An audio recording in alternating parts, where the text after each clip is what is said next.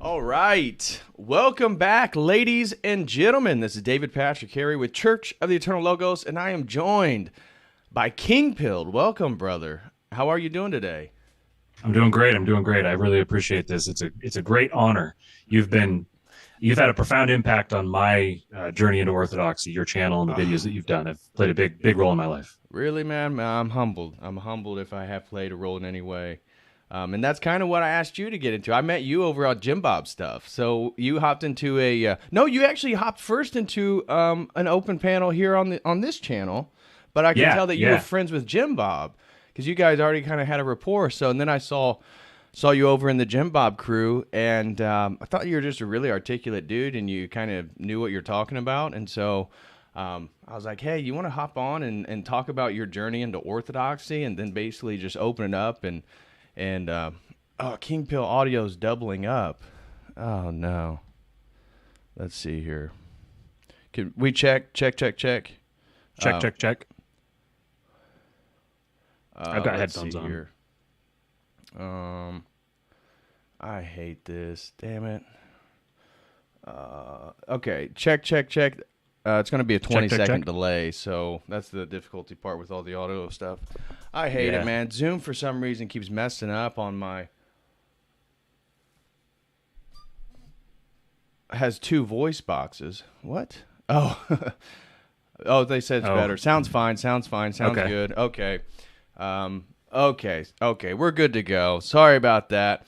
Yeah, so anyways, we were chatting, and you kind of come from a different background than me, though it sounds like we have a sort of overlap and interest in things, and wanted to just talk about your journey into Orthodoxy and kind of just describing that, the most unexpected things happen. And I was looking at your channel. I know you just recently did a debate review with Jim Bob over there.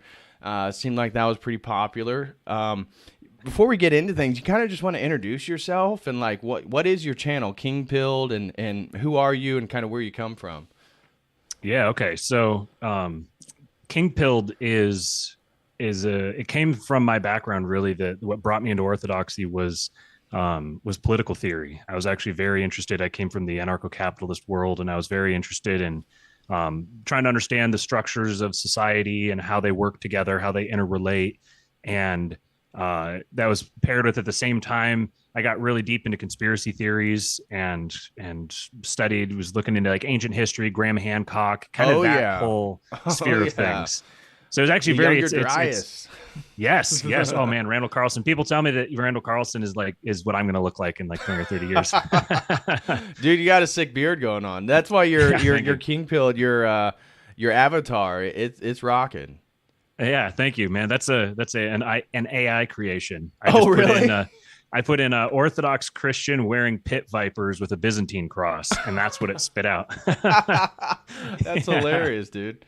Yeah, it's one of the few but there's one thing that was wrong on it. It had the Byzantine cross, but it had the third rail on it was turned the wrong direction. So it was left side up, right side down. Uh-huh. And I was like, yeah, AI's gonna get it wrong somehow. Yep. But yeah, I was very involved in libertarian politics and very interested in. I came at it from an economic perspective, trying to understand the role of the gold standard and going off the gold standard and inflation in Nazi Germany and the connection to totalitarianism. This sort of thing was sort of where my mind was as I was coming into it. And I came from just kind of a generic Protestant background. I was Seventh-day Adventist. I guess that's maybe not quite so generic. Yeah, a little bit different. But yeah. Around the time that I started kind of using this studying history in the context of politics as a segue into religion, it was I was probably more reformed. I was kind of going in the reform direction, in large part because of the homeschooling movement, and I was homeschooled my whole life, and again, it's just kind of has this connection, this tie-in with culture and how cultures develop, and so I got into reading political theory like the Machiavellians by James Burnham, and studying American history and how. Once I was watching how COVID was developing and watching maybe I shouldn't say the exact word. It was a 3-word phrase started with MFH. It was a mass something hypothesis. I don't know if that's probably one that gets flagged. But as I was watching this develop in real time, I was watching people's minds just being captured by a spirit. Right. And I actually had a video taken down. I got a community strike for that exact phrase because it's tied to the old doctor. Yeah. Not good that you got it taken down, but good that I didn't say good, it. Yeah, good. Yeah. The AI, dude, it's crazy, aren't we? Again, we're living in a dystopia right now. It's nuts. Yes. If you looked at someone from 1970 and you showed them if you looked at someone from 2005 and you showed them what the world looks like right now, it would be preposterous. They'd be like, you live in a hellscape. Right. Well, what's crazy is you could keep doing that same thing going back through history, like almost as far back as you can go. If you took a past generation and showed them a future generation, they'd be like, this looks awful. This is terrible. Yeah. And this runs counter to what we're typically trained to think is like the progress, constant moving forward, and everything's getting better all the time. And this was like a strain of thought that I just saw running through the culture. And its ultimate is transhumanism. That became really clear to me. And so then I was tracing it back and trying to figure out where this thought began, where this conception of the individual as sacrosanct and thinking of the world in terms of rights instead of duties, that I was trying to figure out where that flipped and how that came about. And there was a couple books that were very profound for me. One of them was not Orthodox. Actually, both of them were not Orthodox. The first one was the name of it just slipped my mind. Tom Holland's book about essentially the history of Christianity.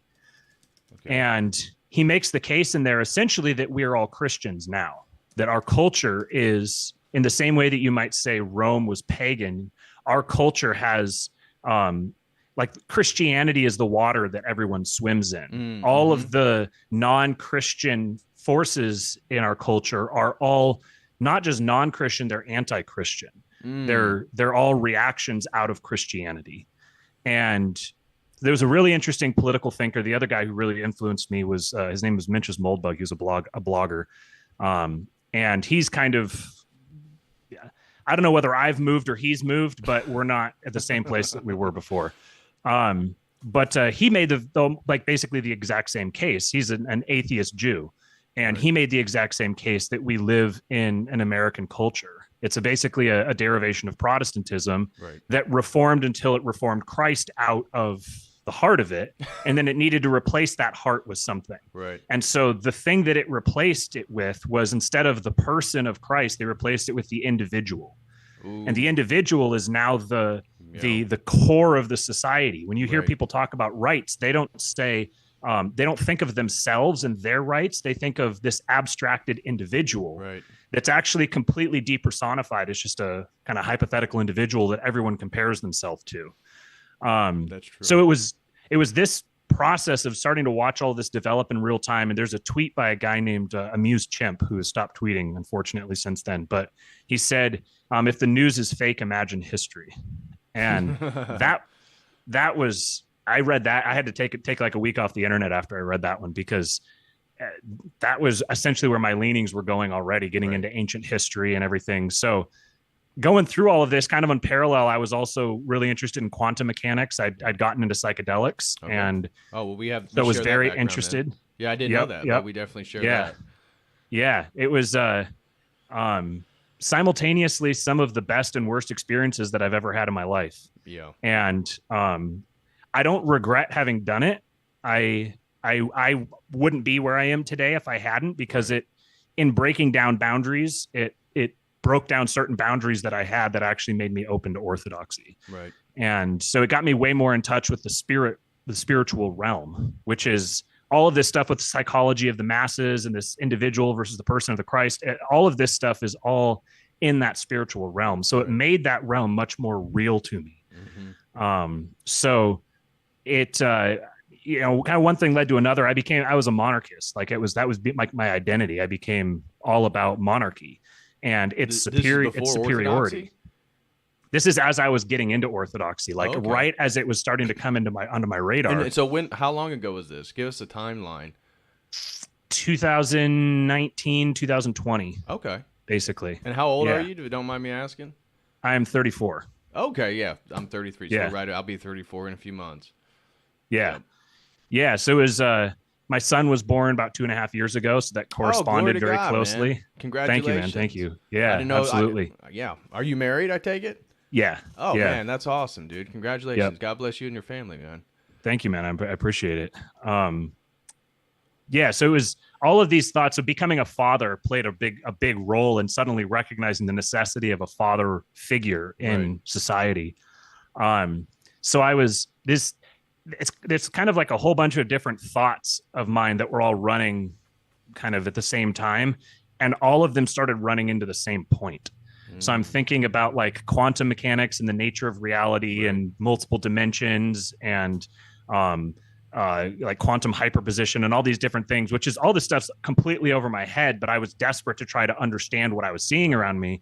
So I'm watching theoretical physicists talking about stuff, and I realize as I'm listening to them, I'm like, this isn't science anymore.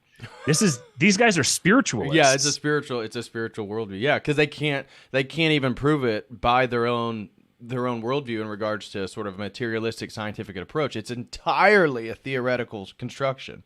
Right. And I'd always assumed that there was a baseline. Like you go from like the matter that you can see to you get down to the microscopes and you look at cells, and then you get down to the parts of the cell, the organelles, and all this, all the way down. I kind of assumed, well, there's a ground down there. There's like a base reality that we're all aware of, kind of. Right. And once I started learning about quantum particles, I'm like, so this goes even further down. And then when you get to this level, we have no idea what's going on. It doesn't. There's no theory of everything in physics right now, which is where you're uniting quantum mechanics with Einsteinian relativity. The two of them are simultaneously demonstrably true and conflict with each other. Right. So that kind of gave me a love for paradox. I started understanding, man, there's a lot of paradox in reality. Yep. And this is, of course, being kind of a bit of a psychonaut, that kind of thing is just like fuel to the fire. Exactly. Yeah. Yeah. So I ended up, I was very involved with the Libertarian Party for a little while. Okay. And because I thought that this was the way. This is kind of 2016, 17, in that range. All right. So that's the Donald Trump phenomenon. Jordan Peterson comes online right at the end of 16, 17. Right. Yeah, Jordan Peterson was another huge influence on me. His talk about dominance hierarchies, and he was actually the one that I got to give him credit. He's another one of those that I don't know whether I've moved or he's moved or both, but he was the one who got me looking back at the church again, right? Because I saw him as a secular authority, and I saw him as someone who was at the pinnacle of his field in a secular, one of the most at the time, I think he was one of the most singularly brilliant people in the public sphere talking. And the way he described people, the way that people work, and the way that we make decisions, and the way that our structures build themselves, and then the lessons that he drew out of Scripture were like, that's not what he's like. I'm going to look at Scripture as just like like analogies, or just like an a metaphor. archetypal foundation for reality. Right. And I realized all the stuff that he was saying was not explicitly Christian, but it was true. Right. In the same way. So what I realized is essentially the simplified way of saying it would be that Christianity is true, whether it's literally true or not. Because if you act as if it's true, then you experience the blessings as if it was true. Right. And I'm thinking of this in a secular sense. And that's kind of was his approach, speaking truth puts order into the world.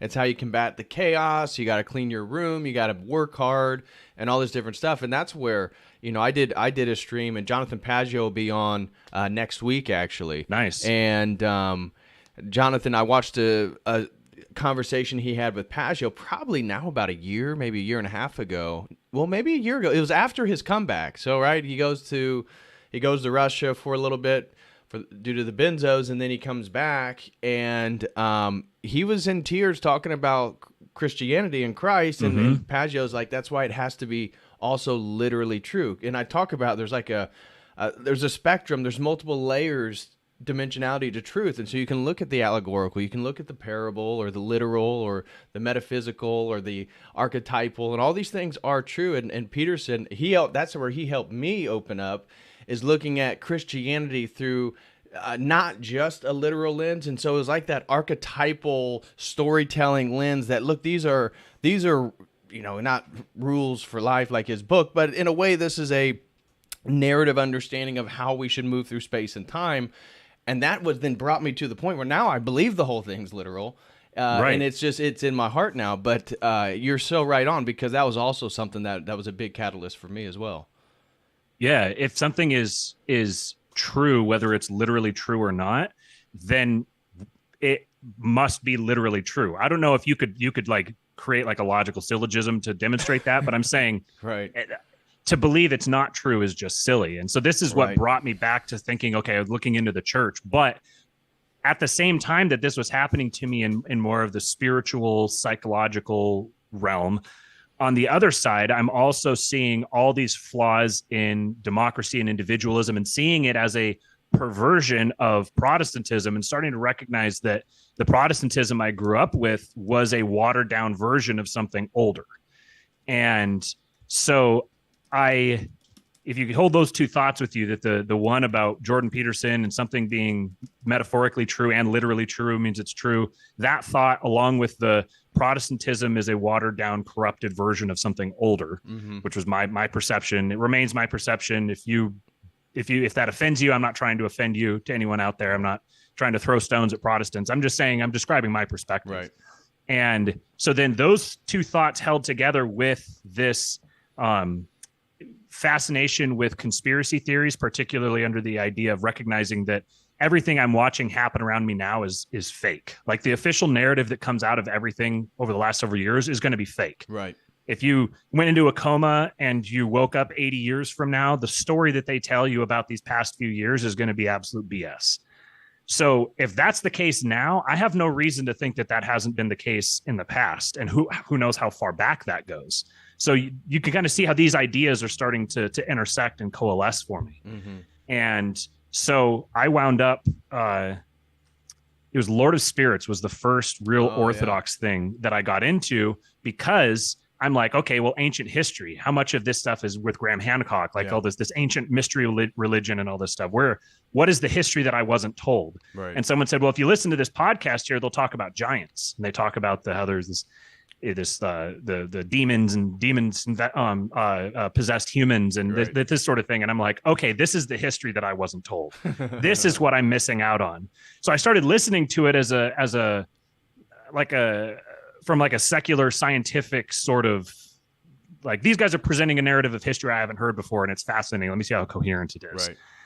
And it was the episodes on sacrifice, what sacrifice and worship mean, and the Orthodox understanding of the Eucharist as God offering himself as the sacrifice, for you to literally consume and eat. And just this, comparing this to the penal substitutionary atonement exclusionary view that I grew up with, was just everything just clicked into place.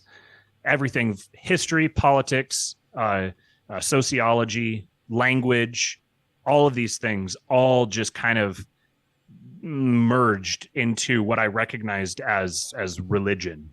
Religion not just being a subset of your life, it's the foundation of your life. It's where everything flows out of, and everybody has a religion. Right. It doesn't matter whether you profess a religion or not. You actually are religious. Right. Religious is like an innate energy of humanity. Right. We have to appeal to something, and so the question is, what is the highest thing that you appeal to? Is it yourself? Is it materialism?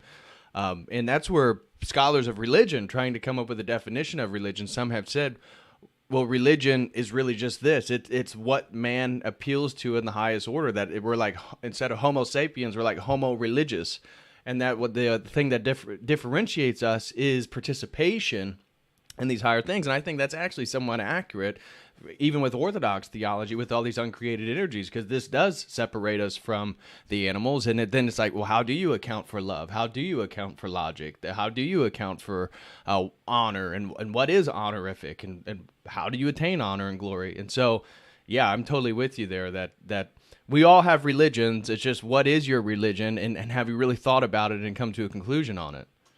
Yeah. Individualism, the religion that I was primarily subscribed to when I was in the political sphere, which when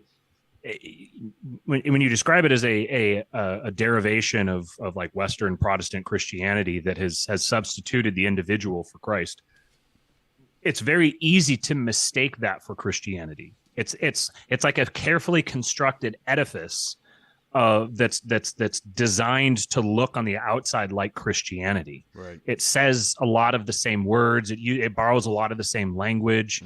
The entire notion of the value of the individual came from Christianity in the first place.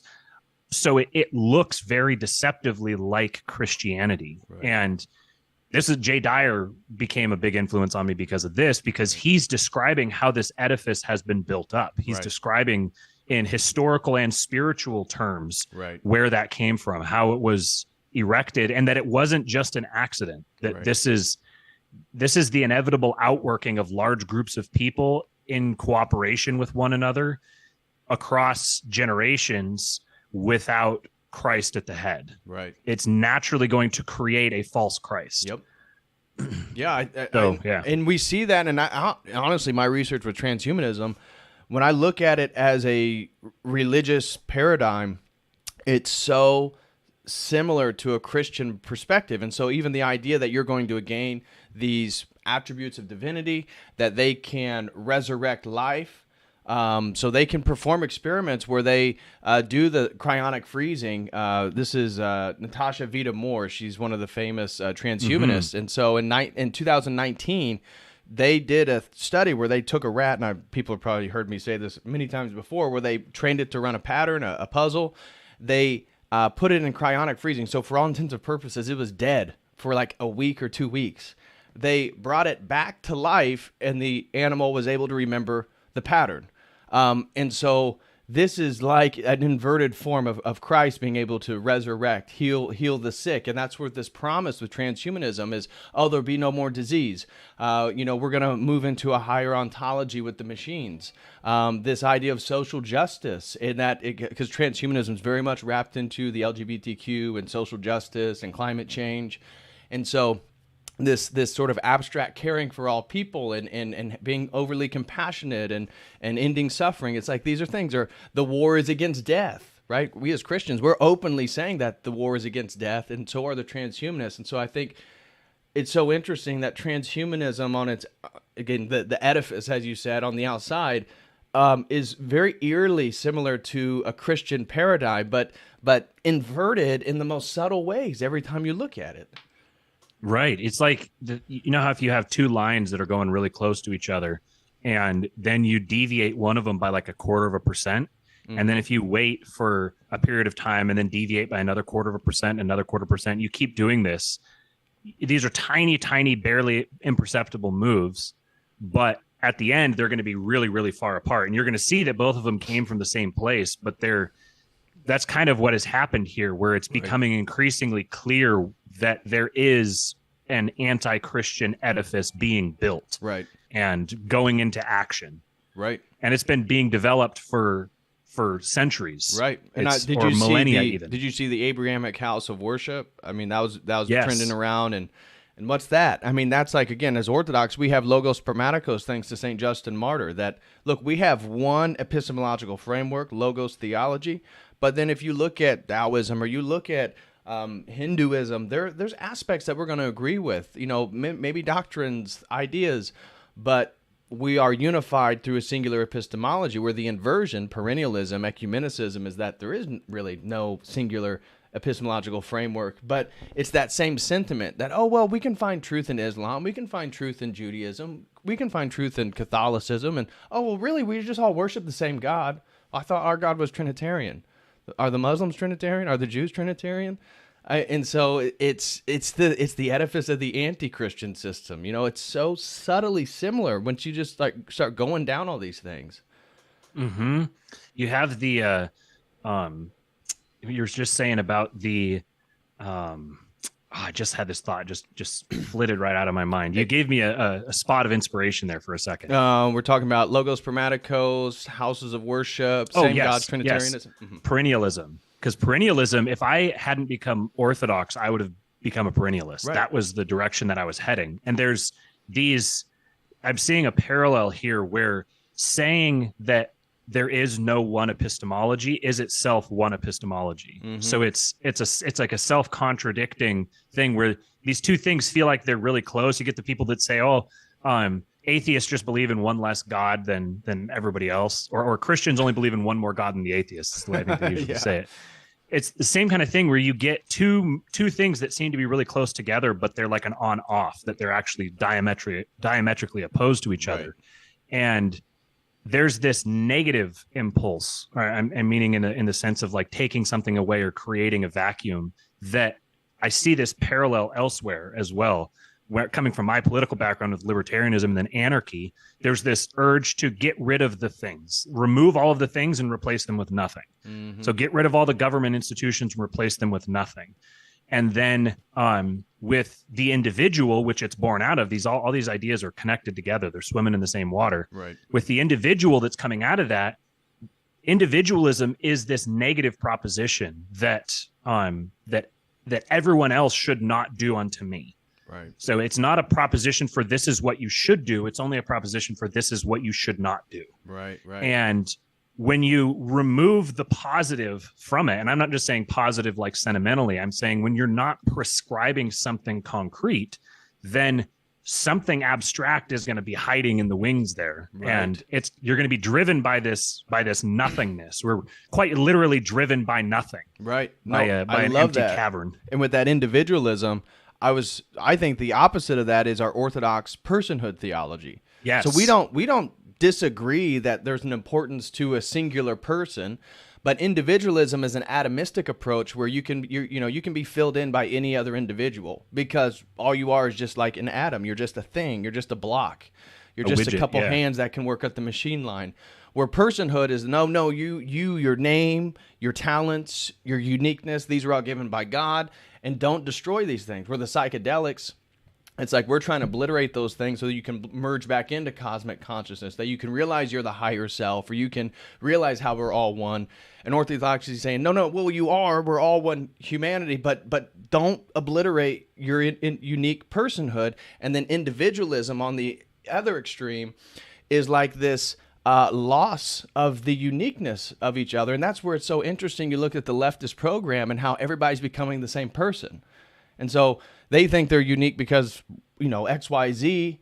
And then maybe they perceive us as, monotonous and all the same person. But we then validate that we have difference of opinions, or we have different thoughts, or we have different talents and whatnot. And so the individual becomes this again, like this abstract concept. Personhood is not an abstract concept because you are made in the image of God. You are special, you are important, and you matter. Whether you have Down syndrome or you don't, it doesn't matter.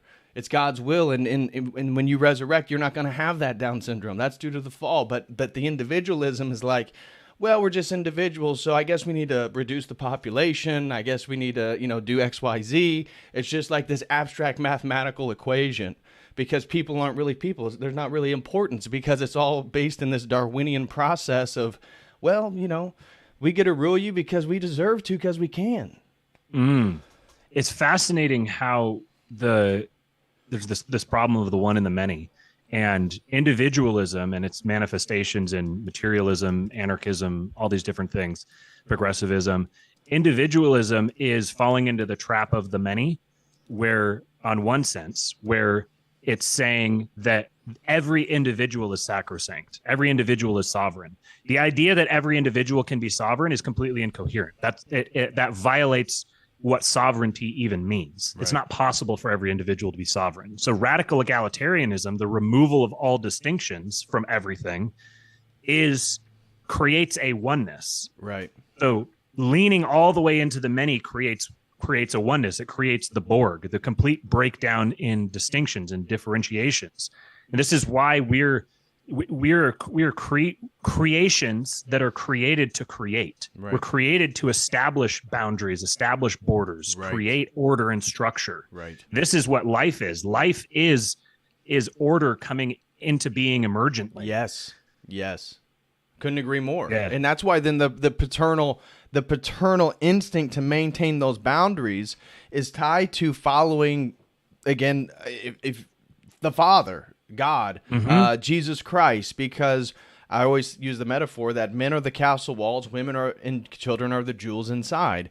And so as we become weaker, more feminized, lack a tradition, become sort of atomized into these individualisms and isolated, what are you willing to defend? What are you defending? What borders are you going to fight for? And I don't mean just national borders, can be, but any type of border, gender borders, religious borders, theological borders.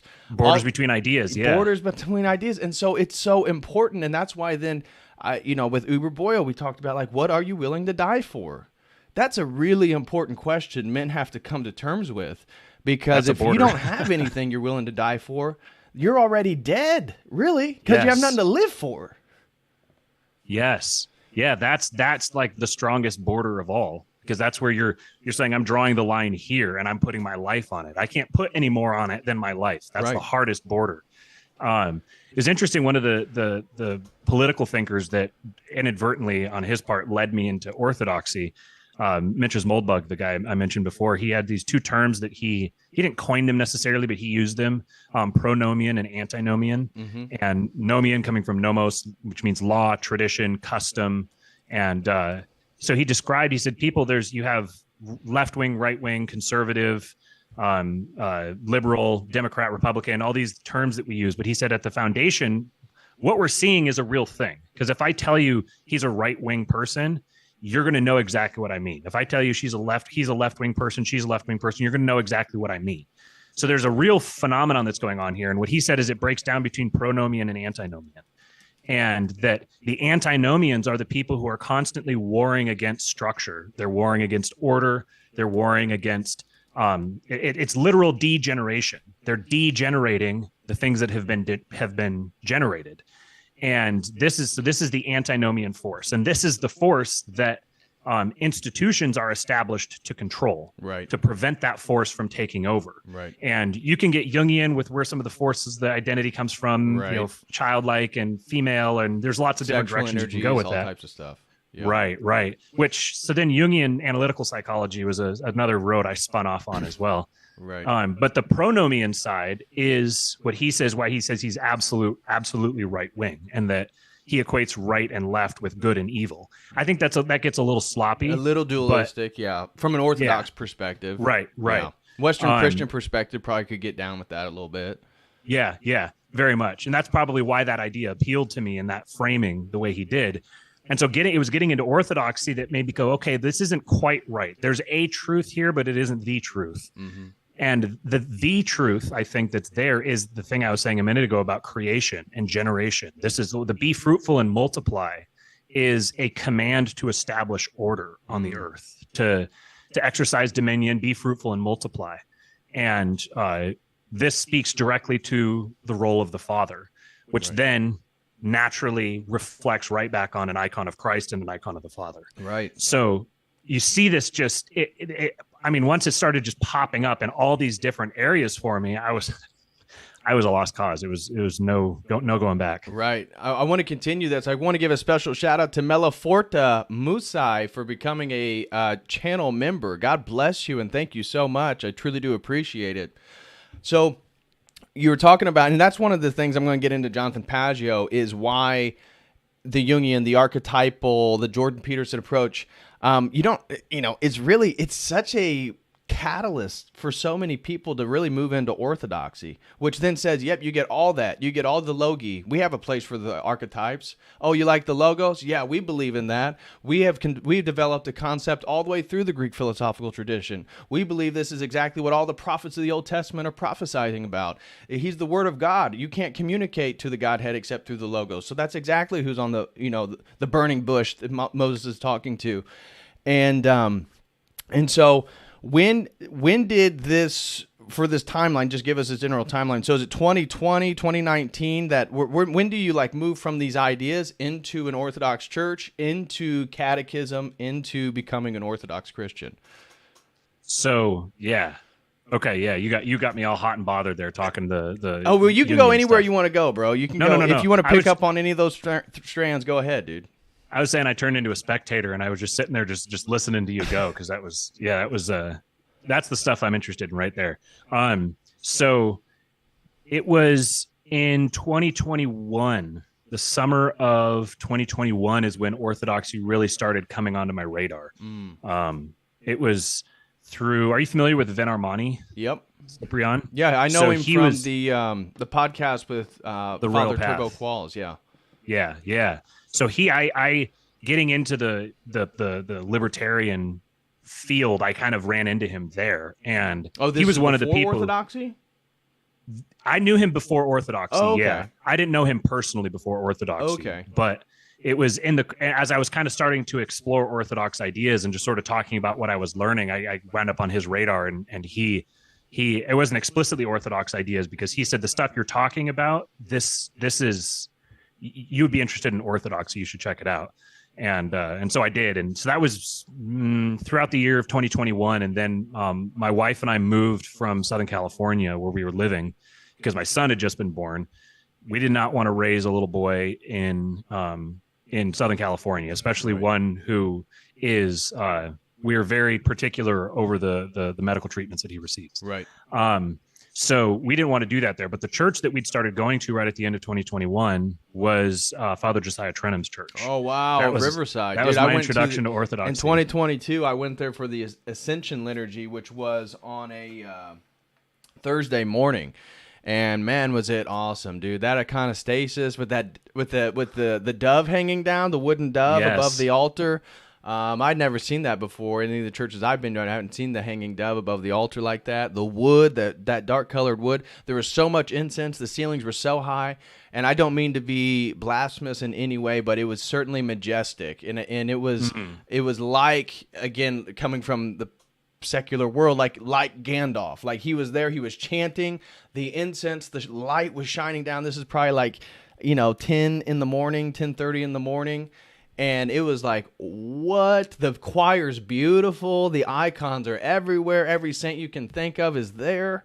It was like, wow, dude, that's awesome.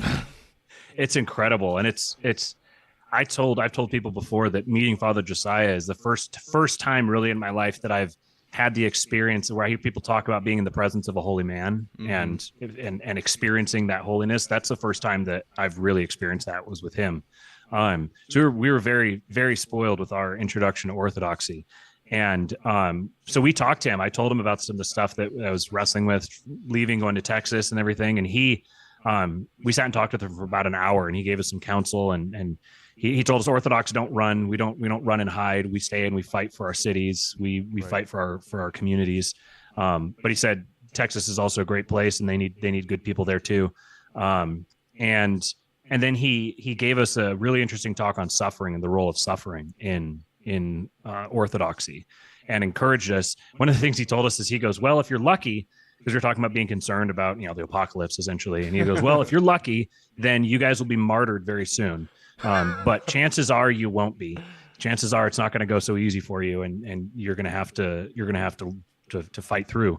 So we moved out to Texas here at the very beginning of 2022, and started looking around for an Orthodox church out here. And we needed one with a catechism, because we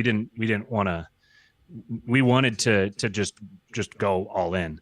And we went to a couple in San Antonio, and they just kind of weren't quite right for us. And then Buck Johnson from the Counterflow podcast is a really good buddy of mine. And he said, you should come check out our church out here, our parish in Lockhart. And I was like, okay. He says, it's really, really small, but it's you knew him before. Amazing. Yeah. We came from the same libertarian politics podcast sphere. I see. Yeah. So he had his own conversion almost directly in parallel with ours. Wow.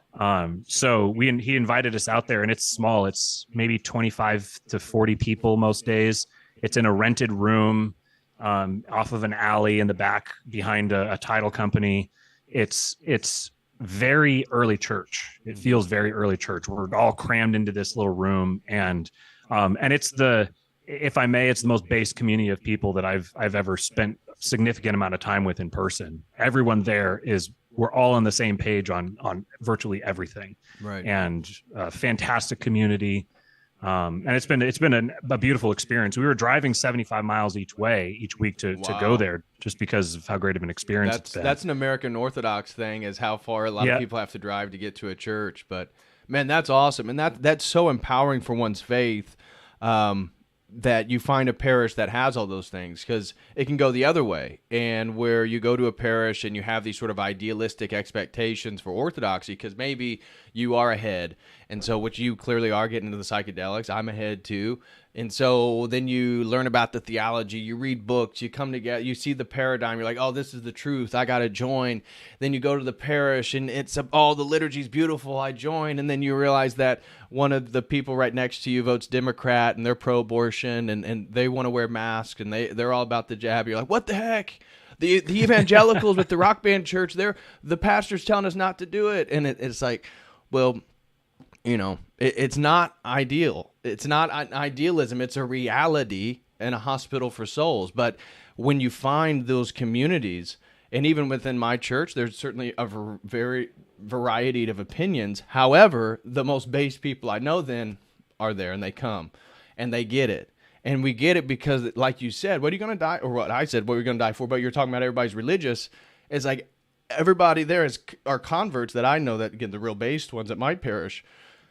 They put all the dots together. And again, it's like they found the line that they're going to stand on, they're going to die on. And then if we are in the end times, if it's going to happen in 2030 or 2025 or 2040 or 50, who knows? But it's like, once you find your people, you're like, gosh, I'm finally home.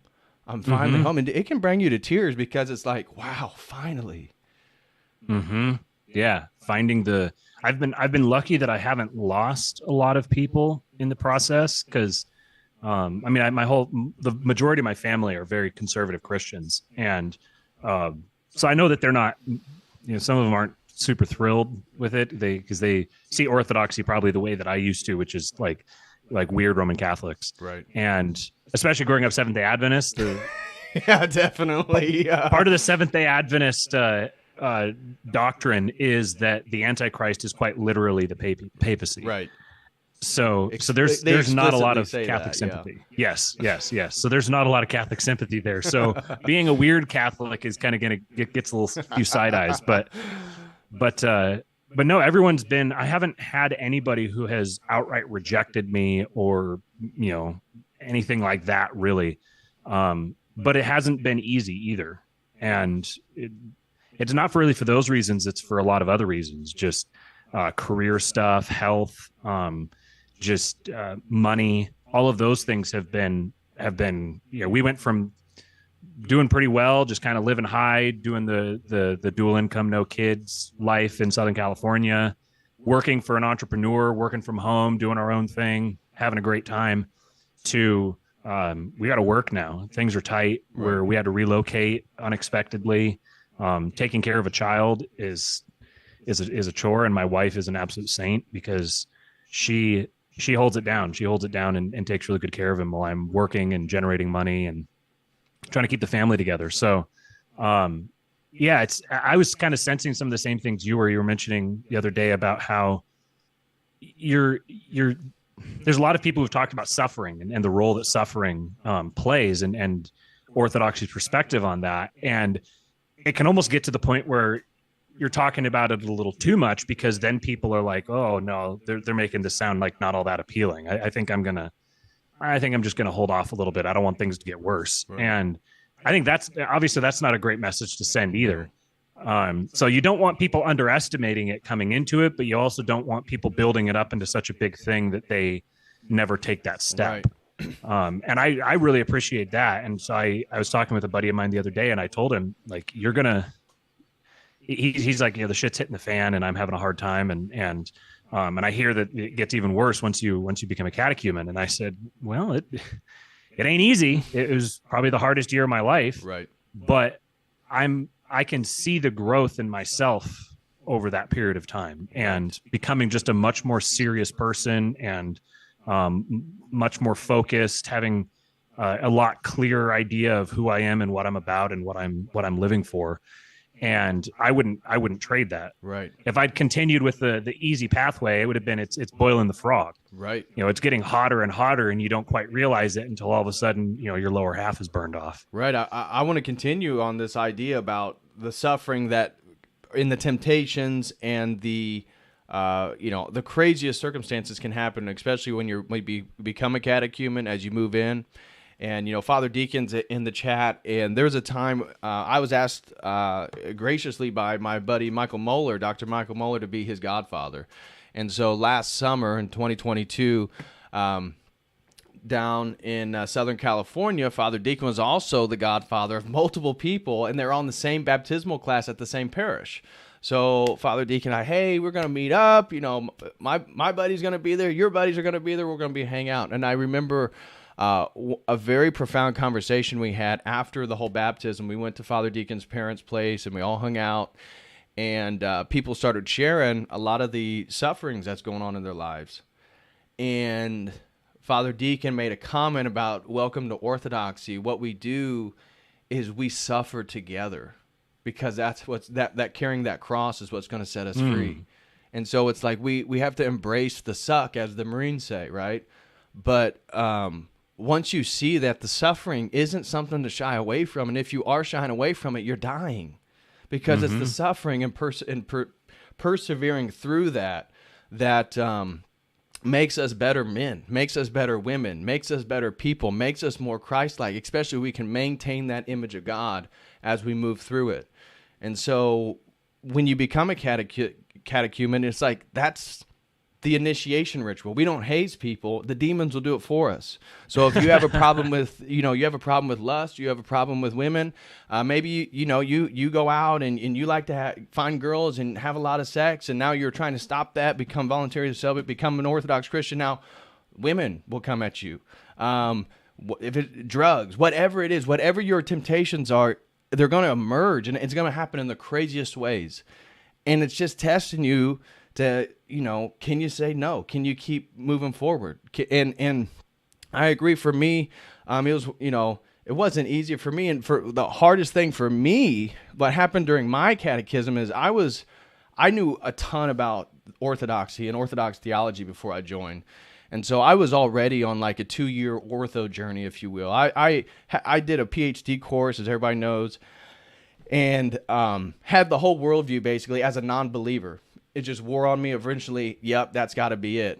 And so that led to eventually me going to Orthodox churches, not communing, because you have to become a catechumen. And I knew I was probably going to leave Berkeley, California. So I'd go to Holy Virgin Cathedral, St. John of Shanghai's body is. I would see the most beautiful liturgies, the most beautiful choirs, the most beautiful church. I saw like the epitome of the aesthetics of Orthodoxy. I moved back home. and my mom gets sick, which is one of the reasons why I came home to help her. And I joined a small little parish here in Indiana, and it's the exact opposite. It is small. It used to be a lumber yard. It looks, it doesn't look like a church. It's not the most beautiful choir. It's not the most beautiful iconostasis. But that I was part of that community, becoming a catechumen, moving forward, and then 2020 happens. The coup happens. And I was already, as soon as it happened, watch out for the vaccine, watch out for the jabs. They're going to be coming. Watch out for, them trying to take away our freedoms. Watch out for the digital, because I was already privy to all the conspiracy theories and the New World Order and everything that was going down. And so here in Indiana, we could basically go back to things were somewhat normal in about April. So I start going back to the church, and within two services, the majority of the parishioners, we're going to prefer everybody has a mask on. We're actually going to social distance in the sanctuary. They wanted to start doing like temperature checks, and it infuriated me. And that's where it's like, oh, screw this, screw that. I thought you guys are Orthodox, and this pride within myself. I'm not even brought fully into the church yet, but because I knew so much about theology, because I've read so many church fathers, and it's like, you guys don't even know the theology. I didn't say this to people, but this is the conversation I had inside my head. And my priest, he was 88 at the time. He's now 90 years old. And he told me that he was sympathetic to my opinion and my position. He wasn't going to get the jab. He thought it was overblown, but he was a pastor. And even though the majority of these people then, because they wanted the social distancing and they wanted the mask, he had to do it because, one, he didn't have the energy to fight them, and two, he couldn't die without giving these people the Eucharist. And so I had to then sit in a room adjacent to the sanctuary for like 7 months, 8 months. And to me, that was then the suffering that I had to go through. Because I was then promoting this YouTube channel. I had founded this YouTube channel, Church of Eternal Logos, and in the end of 2019. So then right before the coup happens. So then I'm promoting Orthodoxy, and at the same time, when I go to church, I got to stand in a room adjacent to this. I can't even go into my own sanctuary. And but then I had a one-on-one with somebody. I was telling them, like, I'm so thankful for that happening, though, because by my humility of not leaving that church, by my humility of going and standing in that room, whether I was by myself or one other person or two other people would join me, the rest of the church saw that. I never left. I kept going. I kept going. I kept going. And so now, to 2023, it's a different vibe. Young men have come to the church because glory to God, they had seen me online. They had been in the central Indiana area. They found out which church I went to. They came, so now we got all these young men, and half the church that was left of center, they don't go to church anymore. But now all these young men have filled their place. And it's like through the and then the humility, by me being humbled in it, not being arrogant with my pride, but by being humbled, it's like, now I actually have a voice in that parish. Now people do respect me because they see, whether it's the war in Ukraine or whether it's the coup, that, whether it was the jab, my godfather, and he'll tell you, Subdeacon Mark, my godfather, did multiple streams with him. His doctors, convinced him that he had to get it due to his heart conditions, due to his, some of his health problems. And he had a heart attack the same week he got it. And I told him, don't do it. And then he did it. But now he gets it. In Amptown 1, I think she's probably here in the chat. She now goes to my parish. She knows Subdeacon Mark. And that's the difference with the Orthodoxy thing. It's like, it's this humble approach. It's realizing that it's like staying in the face of suffering always is a blessing. It always makes you stronger. People like, Owen Benjamin and Jim Bob have gotten into it. And I've got multiple messages from these bears, and they try to mock confession, or they're first of all, they think we're Catholic. So they're always talking about kissing the ring. And we do kiss the hand of our priest. When you get a blessing, you kiss the cross, you kiss the hand. You're not kissing the hand of Joe blow over here, you're kissing the priesthood that was founded by Jesus Christ. It's a humbling. And even if he is the most degenerate man in the world, and he just served, the gifts, and he's not worthy, but he is ordained to be that priest. If I sit there and I'm still humble enough to kiss his hand, who do you think's in a better position when we both die tomorrow? Me or him? And if I didn't kiss him, where do you think my position is? And so Orthodoxy is this beautiful unveiling that you have to just move through the suffering. And by doing that, you come closer to God and you become a better version of yourself every single time. There was a story that Father Josiah told us about suffering when we were talking with him. And I've told it to some other people before, but I'll tell it again. He said we don't, we in the West don't understand suffering at all.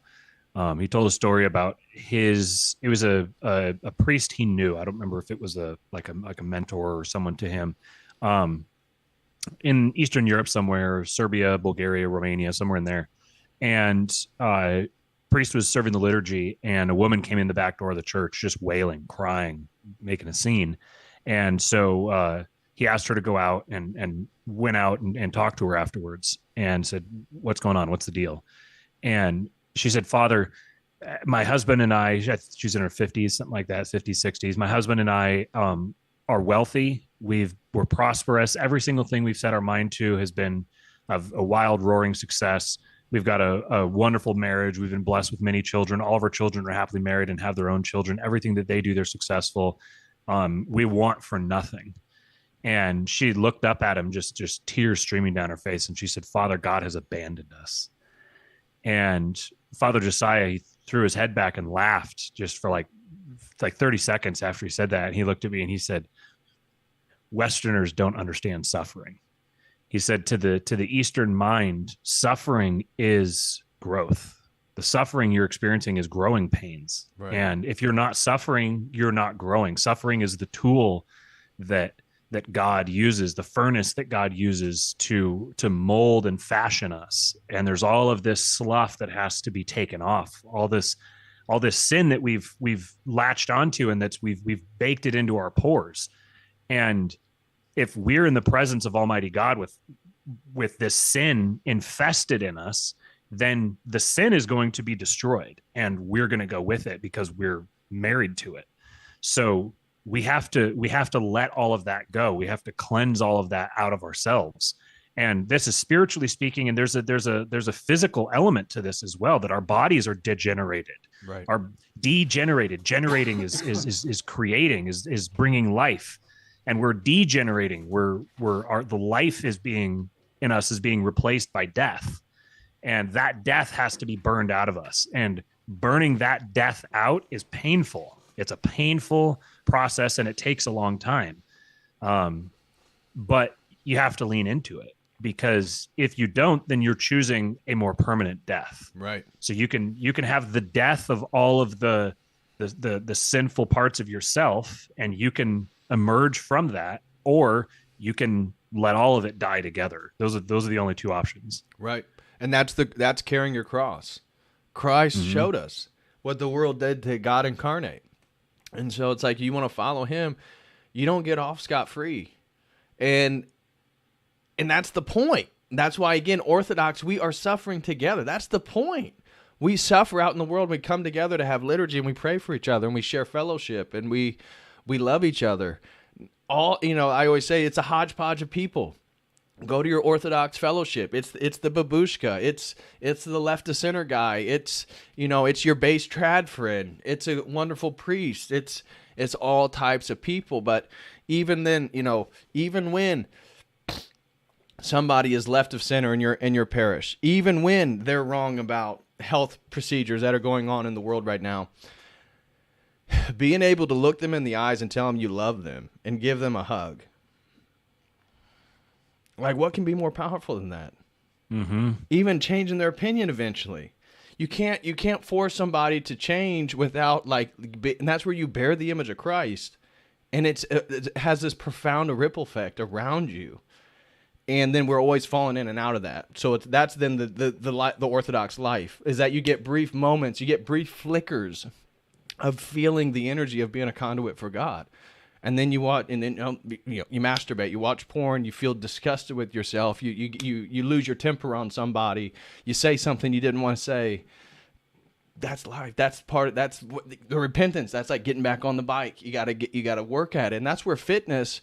For me, I got more serious about my fitness with Orthodoxy because to grow a muscle, you have to exercise it. You have to suffer, right? It's literally by stressing it that it grows back bigger. And that's exactly what we're doing spiritually. That's exactly what the Orthodox life is doing spiritually. And so I would be curious then, you mentioned a little bit about the financial stuff. Was there anything else specific about being brought into the church and experiencing suffering? You know, like, for example, for myself, people that I was friends with, people that I knew, it's like as I moved further into this Orthodoxy, people began to fall away. I had a very beautiful Ukrainian girlfriend who was culturally Orthodox, but she wasn't really into it that seriously. She went for Pascha and Christmas, and the more I got into it, the more she said, "Oh, it's like you're in a cult. You don't understand. When I was in Ukraine, you know, the priests were part of the mob," and that may have been true, but that's not why I'm becoming Orthodox. And so it was interesting that was hard. I had to end that relationship, and then I had to try to voluntarily become celibate, and to try to get that wife that I wanted. And that took 3 years before I'm now in a relationship. God willing, it will proceed. But it took a lot of effort and it took a lot of suffering in that way. And so I look at Jim Bob and with Owen, and I'm not going to speculate or cast too much about that, but certainly having a friend as he moves into Orthodoxy, and then this whole thing being about Orthodoxy, it seems like it's reminiscent of this reality that as you try to move into Orthodoxy, it's like people get pulled out of your life. Some people get brought into your life. Activities you do get pulled out of your life. Who you think you are may change. There's a lot of different variables that you can't really expect or plan for, but you have to continue to move forward. And so I'm curious, like, what was your experience? I assume, did your wife go with you? Like, could you speak a little bit and share whatever you feel comfortable sharing? But, how was it with your wife? I know for some people I've talked to, they can move into it and all of a sudden their parents don't want to speak to them because they are Protestant XYZ or something. It's like, no, you're part of and it's like, but you have to make that choice. Which one are you going to choose? Are you going to choose this or are you going to choose the truth? And if you continue to choose the truth, I think eventually that ripple effect will then affect those people in the right way. Yeah, absolutely. I've been very blessed that my wife she had very little religious background. She went to a Lutheran church when she was growing up, and the biggest thing she looked forward to was the donut holes. So that was her relationship to the church. Hot chocolate donut holes. Right. But she, with our son being born, she was like, I want my son to go to church. I want my son to grow up and be a Christian. And that was happening kind of at the same time. Cause my son was being born as I was getting into this stuff. And so she's been better than I have. She's been more faithful and more dedicated to it even than I have. Wow. I screw up every day. And I'm blessed by how faithful and true she's been, that she holds me to account. When I started listening to Lord of Spirits, I was listening to it for maybe 2 or 3 weeks, and a subject came up. I was talking to my dad, and he goes, there's this podcast I just started listening to. You might be interested. It's called Lord of Spirits. And I was like, so, how? And he said, yeah, just over the last few weeks, I've been starting to kind of explore Eastern Orthodoxy. It just seems a lot of things seem to be drawing me toward that.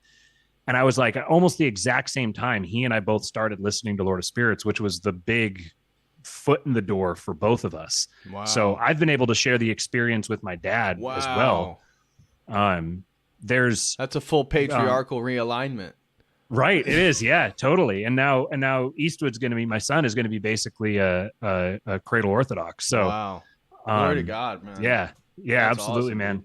It's that's been a beautiful thing. The rough part has been I had kind of gotten myself in this cycle of doing podcasts and talking and having all these thoughts on my mind and having an outlet for them. And as I was getting into Orthodoxy, this is the stuff that's dominating my mind.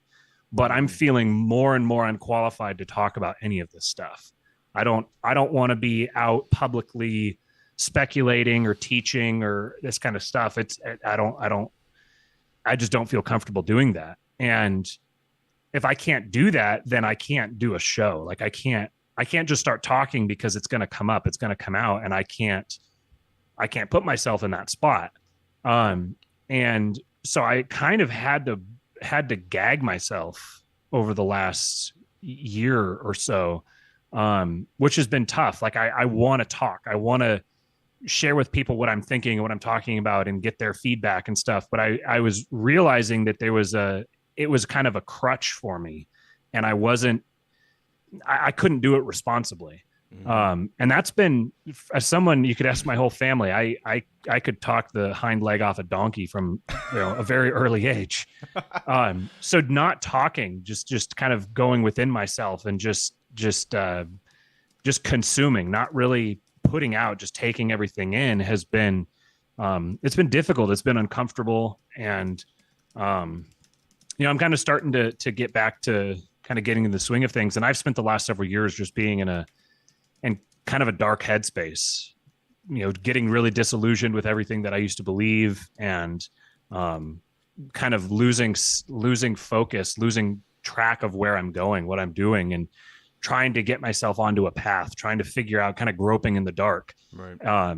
It's been, I've let my body go. I've let my health go. I've just been in a dark space. And you were talking about getting all these different temptations and stuff. And the difference really, I think, is that once you begin really embracing this life, I don't know if the temptations happen more or if you just become more acutely aware of them. You notice it every single time it happens. Yes. And so then you get this extra layer of shame because you see the temptation and then you succumb to the temptation, and then you hate yourself for succumbing to the temptation. So now you don't just feel like an ass for doing something bad.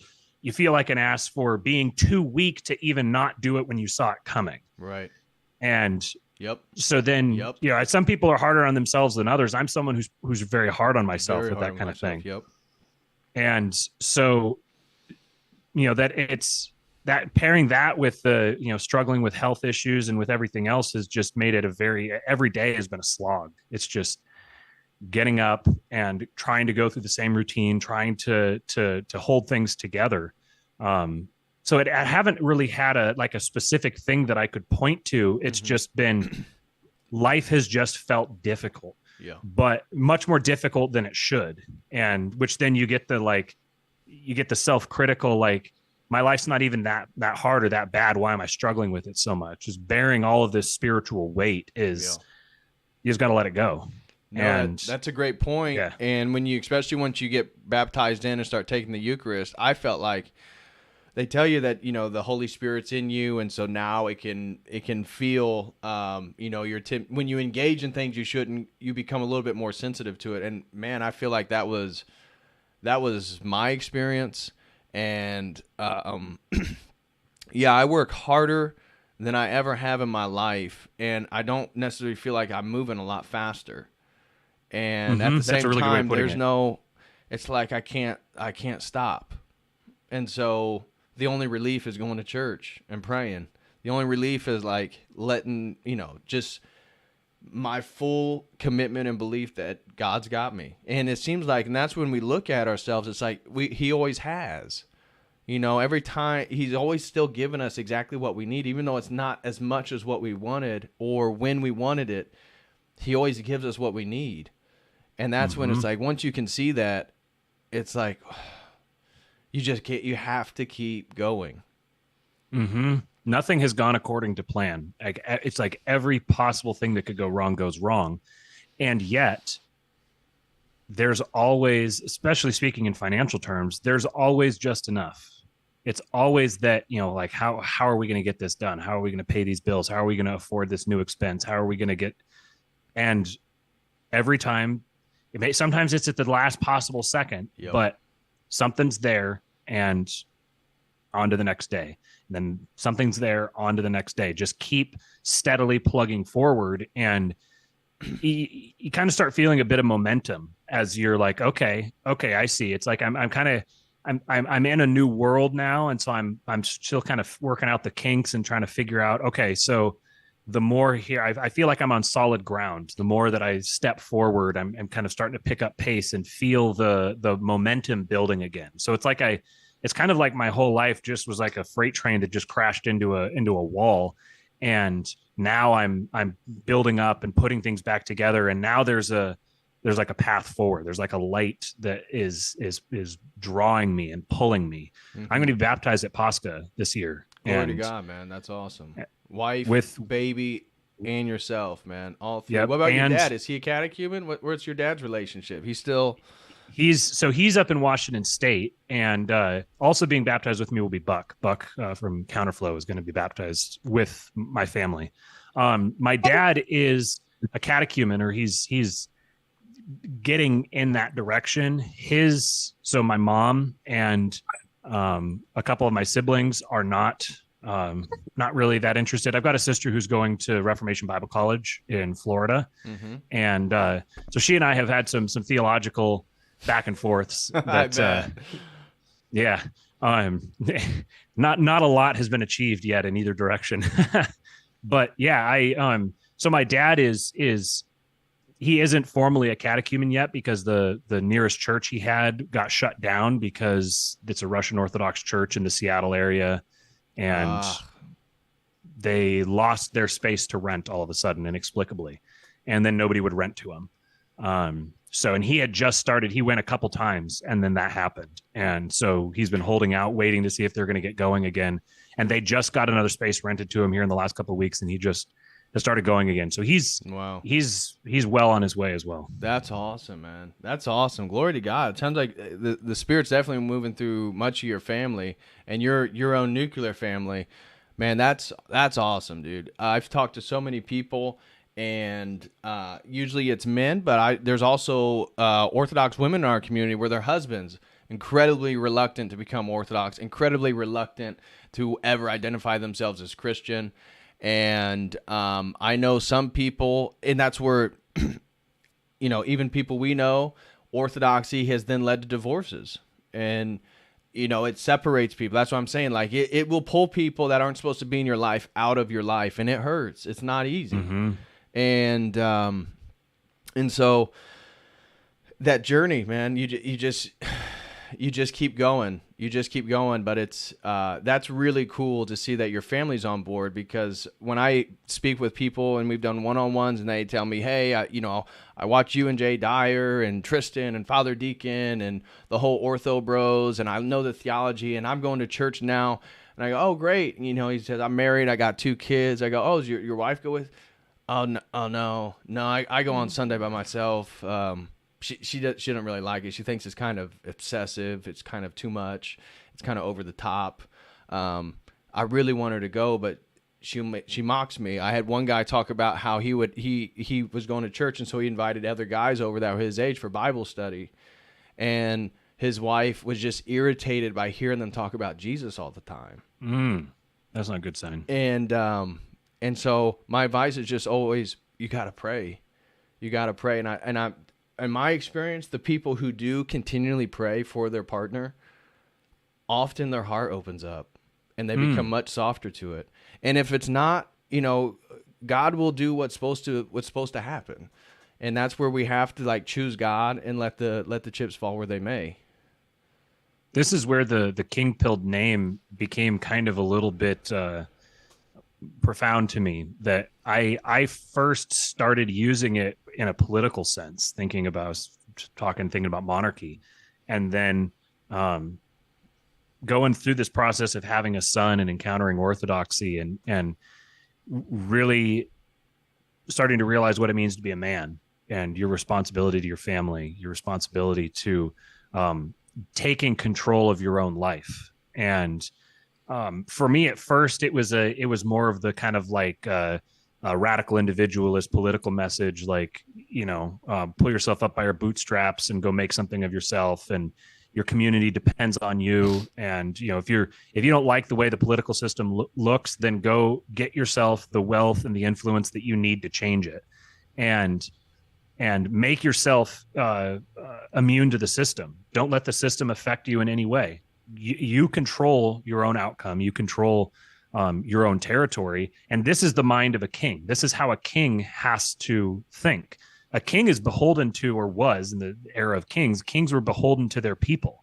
The king was actually a good king was less free than all of his people, because he was the one who made them free by taking on the burdens that they were not going to bear. He would bear the burdens. He would bear the expenses. He would provide the army. He would provide the defense. He'd build whatever. He was the one who managed all of that. In return, he got immense power. Right. But if he wanted to maintain that relationship, there becomes a positive feedback loop where, especially as a man, if you begin taking responsibility, then the power is going to follow, the influence. And I'm saying power in a positive sense, not in a tyrannical power, but in the ability to influence the outcomes of your life and those of your loved ones.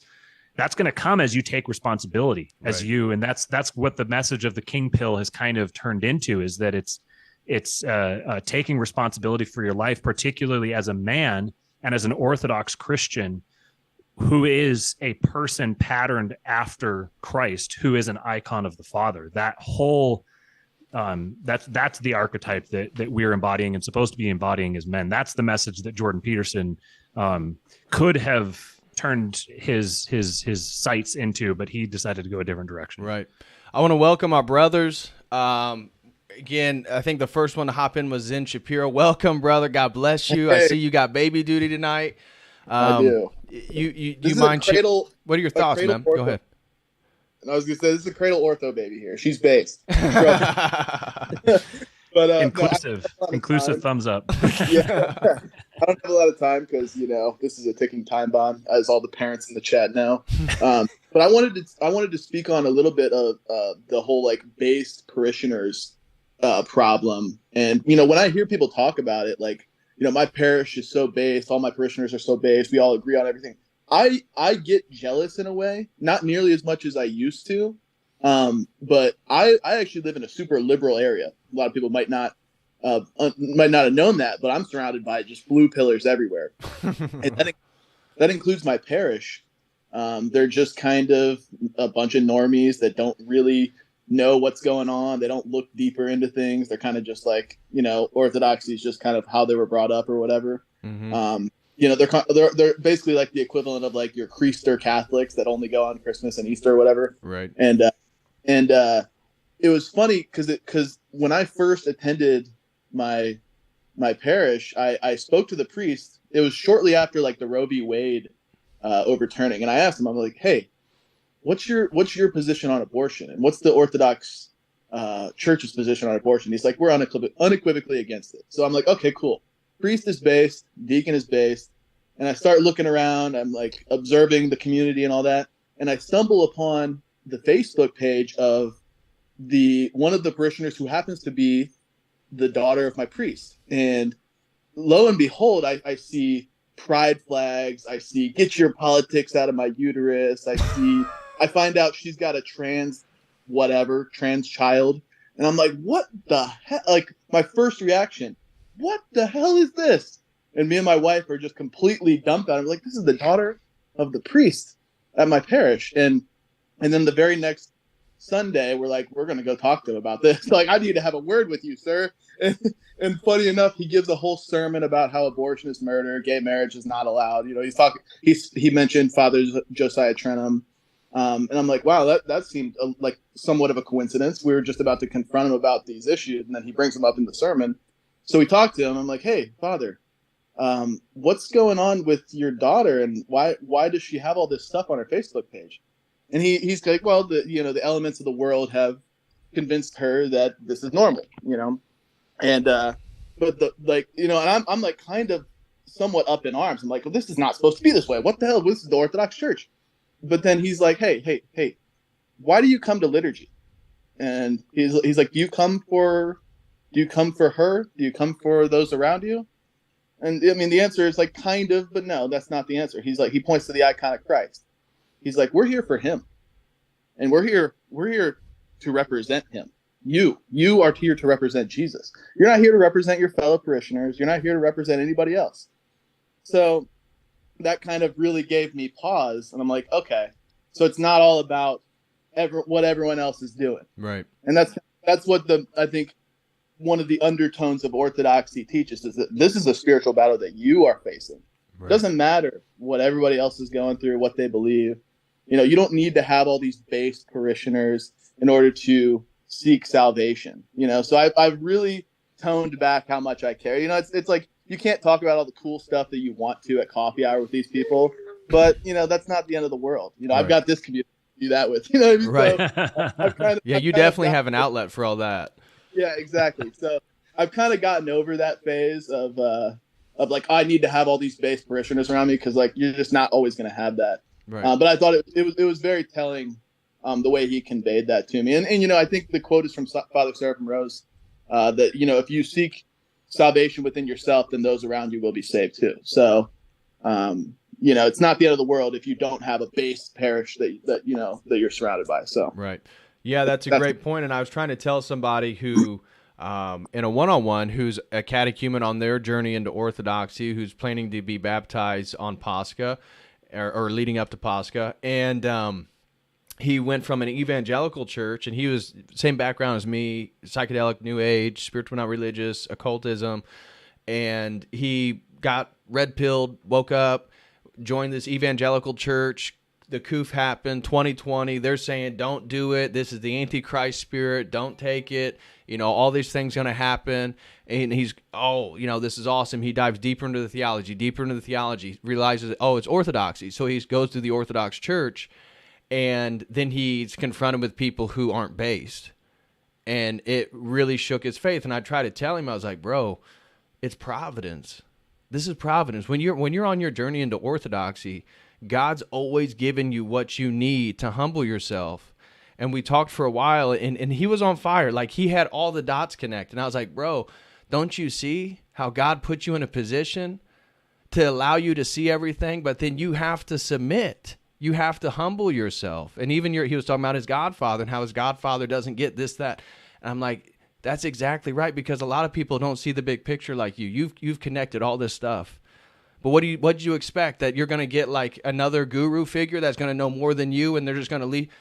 God gave you what you needed, man. He gave you somebody who doesn't see it, that you can still love them, and that they can tell you, oh, don't listen to Alex Jones. And meanwhile, he's like, well, he's not the biggest Alex Jones, but he knows, like, he gets aspects of what's going on and the whole state of the world. And he was like, bro, don't you see that God's telling you got to love that man? You gotta honor that man, and that's your key. That's your cross. That's your entry point. It's all providence. You never don't get what you need. You don't get what you want, but you get what you need. And once you see that the providence is continually unfolding, that's where you can just let go of like forcing everybody to be based around you and get it. You don't have to not be based, and you don't have to give up stating your truth. Because I think we're called to do that as Christians. Exoteric truth. Say it how it is in the most humble, kind way, depending on who you're speaking to. But speak your truth, and then let providence occur. And whether, like for me, there's a guy that bothered me. I would see things that he posted, his political opinions, totally antithetical to my Orthodox worldview. And I tell you what, since I've been able to just tell him I love him and give him a hug every Sunday, it's like that doesn't bother me. It doesn't bother me that he has totally antithetical political opinions and doesn't get the bigger picture. It doesn't bother me. He's there on Sunday. He helps with the church every Sunday. He's always there. Brother, I love you. Give him a hug. And it's like, that's what it's about. Yeah, and I think a lot of times actions do speak louder than words. As like cliche as that sounds, like it's true that you can't just expect to go and red pill everybody around you constantly. Like everybody goes through that truther phase, but it's just a phase. Like there's no long-term salvation in just being a truther and red pilling everybody at your parish, because they're all just gonna not want to talk to you anymore. You know what I mean? Right. So you have to live the way that you believe, live in accordance with your faith, and that will reflect on the people around you, I think, in a much more profound way than just like debating everybody at every opportunity, which I used to be like that. I used to be. And there's a role for that. That's what the crucible's for. That's what Jay Dyer's skill set. That's what that's for. But when you're in the parish, it's like that's not what that's for. God's giving you people to love despite having all these things that you don't like. You don't like what they say. You don't like their personality. Doesn't matter. By you loving them, you're getting closer to God. And you cannot see the providential ripple effect by you accepting the providence and trying to be Christ-like. You cannot see how that affects other people. And you don't know how that's going to change people in 6 months, a year, 10 years from now. But that's why we have to do it. Mm-hmm. All right. That's all I got, guys. All right. Well, God bless you, Zen. Take it easy, man. Good to see you, buddy. See you guys. Keep it up. Mr. Mendoza, I think the next one was Seraphim, but just because the baby, if Jose, you want to hop in just because it's in, I know that, the baby may blow any second. What's up, brother? True. Not too much. Doing well. Just on the issue of loving. So this is actually from my godfather, but it's love your enemies. And that's what do you call it? Yeah, it's from the Spiritual Life series of Hieromonk Gregorios, but that whole topic. That's the fact is, like, when you join in a parish, people who are going to be in a parish aren't going to be the base. It's going to be people who need a hospital, who know that they need help, essentially. And that's why when I look at it, no matter where someone's coming from, like they could come to some place that's from a very antithetical spot from where you are in your own, whether it be a set of politics or culture, way of life, etc. The fact is, there's someone who wants Christ and wants the real deal. And when you're part of a parish for several years, etc., especially with people who at the get-go you both would be antithetical to each other, you'll see that over time, especially if you're both tending the faces, doing keeping the fast, doing the prayer rule, etc., y'all are starting becoming more and more alike over time. And the thing is, it just takes time. It takes time to heal. There's a lot of things that hold on to. I know Matthew had mentioned his thing with monarchy. For me, I was convinced of monarchy is a good idea at 17, and it wasn't hard in my case. I just looked at Colombian history where, under a monarch for 300 years, you had internal peace. Then 200 years of democracy, we've averaged 10 civil wars over 200 years, with the last civil war lasting for 63 years. So democracy simply has never worked for my ancestors ever. And monarchy worked fantastic. And not only that, you can go to even looking in that history, under the Spanish crown, you could go to New Spain or Nueva Granada. They were wealthier than England, so it wasn't Latin America was a very different place. I was going to get into the same thing, talking about how everyone here becomes monarchists very early in Brazil too. Yeah, exactly. No, and Brazil is even a better example, because the reason why Brazil held together, whereas the Spanish America is shattered into 24 pieces, is because the Portuguese monarch moved the capital to Brazil. Yeah, and we had an empire for 60 years. Yeah, and sadly he became a Mason and stepped down and wrecked his country, which is the sad part. But before he stepped down, Brazil worked as a nation. It was seen as being a rival to the United States in the Americas, because it was held together by the unifying principle of throne and altar. And sadly, the Masons managed to convert him into Masonry, and they threw it away. And Brazil is what it has been ever since then, essentially an aborted imperial project in the Americas. Many such cases. Yeah. To all of those details, starting with him becoming a Mason and stepping down. Yep. Yeah. Probably the biggest, when I got into conspiracy theories and looking at historical events from a new perspective, I realized that the idea of an objective historian is if you encounter someone who's calling themselves an objective historian, then don't listen to anything they say, because there's no such thing as an objective history. Right. History is just a collection of stories that people have told each other about what happened in the past, and particular narratives went out, and they went out for a lot of different reasons. But when the American Revolution, when I got red pilled, so to speak, on the American Revolution, and realized that it was that was a conspiracy theory that was that did not pan out the way that we were told that it panned out. That the founding fathers were not the base Chads of their day. They were closer to Antifa than they were the base Chads. But what it was essentially there's the very early seeds of communism, and the thought that was going to spawn communism playing out in the Americas, and a better form of government being subverted by a worse form. And the way that it panned out, the fact that America became a Protestant country essentially like it has, is because of what happened with the American Revolution, and then with the struggle for power immediately after that, and the Constitution itself winning out over the Articles of Confederation. It really laid the groundwork for the massive expansion in power, turning into an empire and being inhabited by the forerunners of transhumanists. And so then that, drawing a straight line from 1976 to the formation of, or 1776 to the formation of the CIA, and then understanding how its tendrils, the tendrils of the empire, just shot all over the world in the space of a couple of decades. If you go down that rabbit trail at least as fast as I did, then you're going to stop believing in anything that you see around you. And it can be difficult to maintain your own sanity.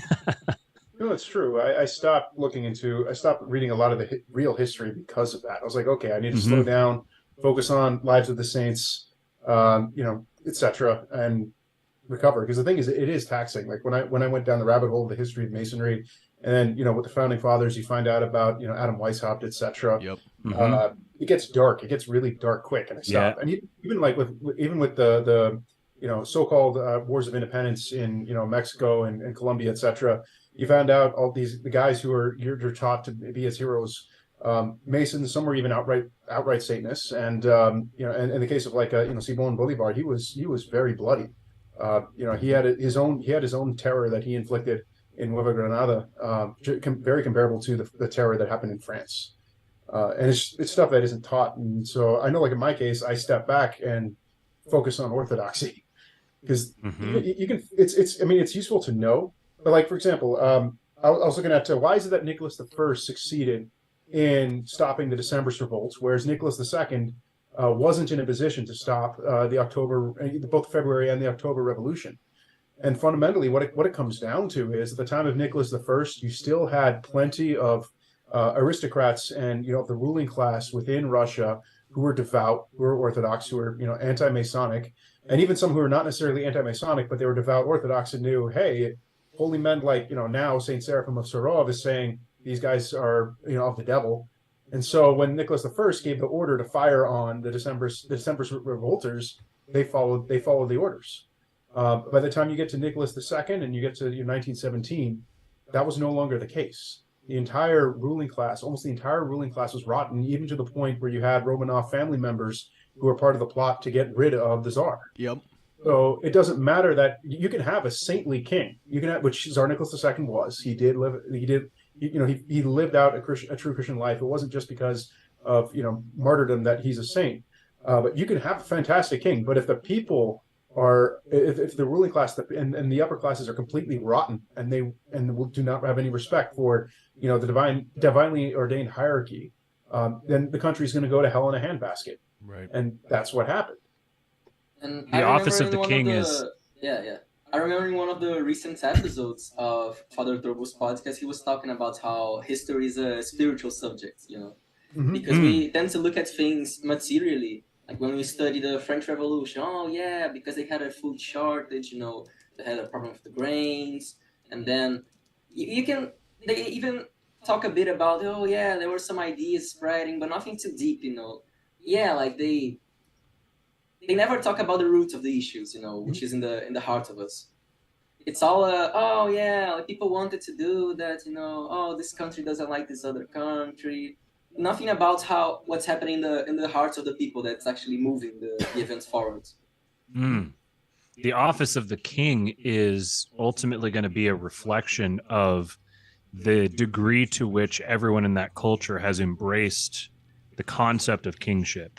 If the degree to which is going to start with the men, because the men are the ones who direct their own households. Right. And if they are embodying the archetype of king over their domain, however limited it may be, they're going to influence others to do the same, and you get this spontaneous effect where, as everyone begins to embody the role of king over their own domains, then the whole nation begins to embody that same role, which will be ultimately reflected in the single leader at the top, because there's always going to be a single leader at the top. This is just the way that this is the natural outworking of the Pareto principle in across all these different domains. You're going to ultimately get the 1% of the 1% of the 1% of the 1%. And that guy has the greatest responsibility of all, because he then reflects kingship back down onto the people. So he reflects back on the people what they're reflecting up to him.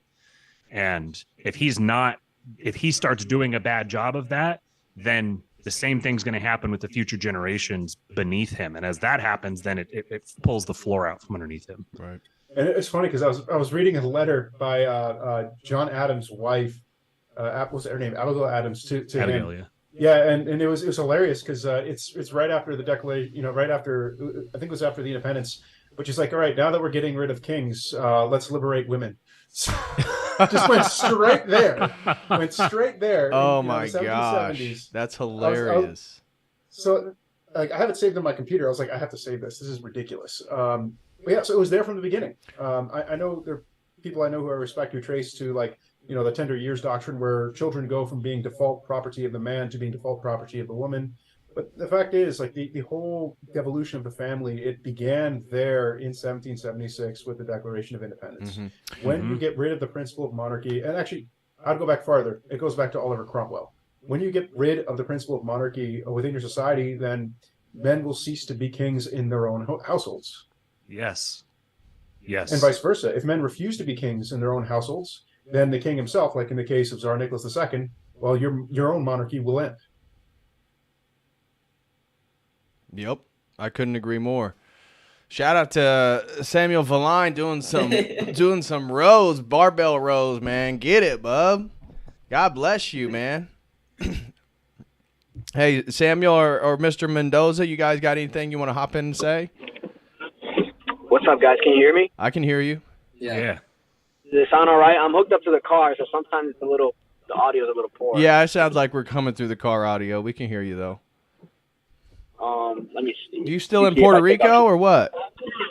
I'm after 12 hours of travel. I'm stuck in traffic and 2 hours home, and it's just like. Where you call home? What state you call home? I live in Santa Cruz, California. Oh, okay. I won't hold it against you. I'm out here with the crazies, bro.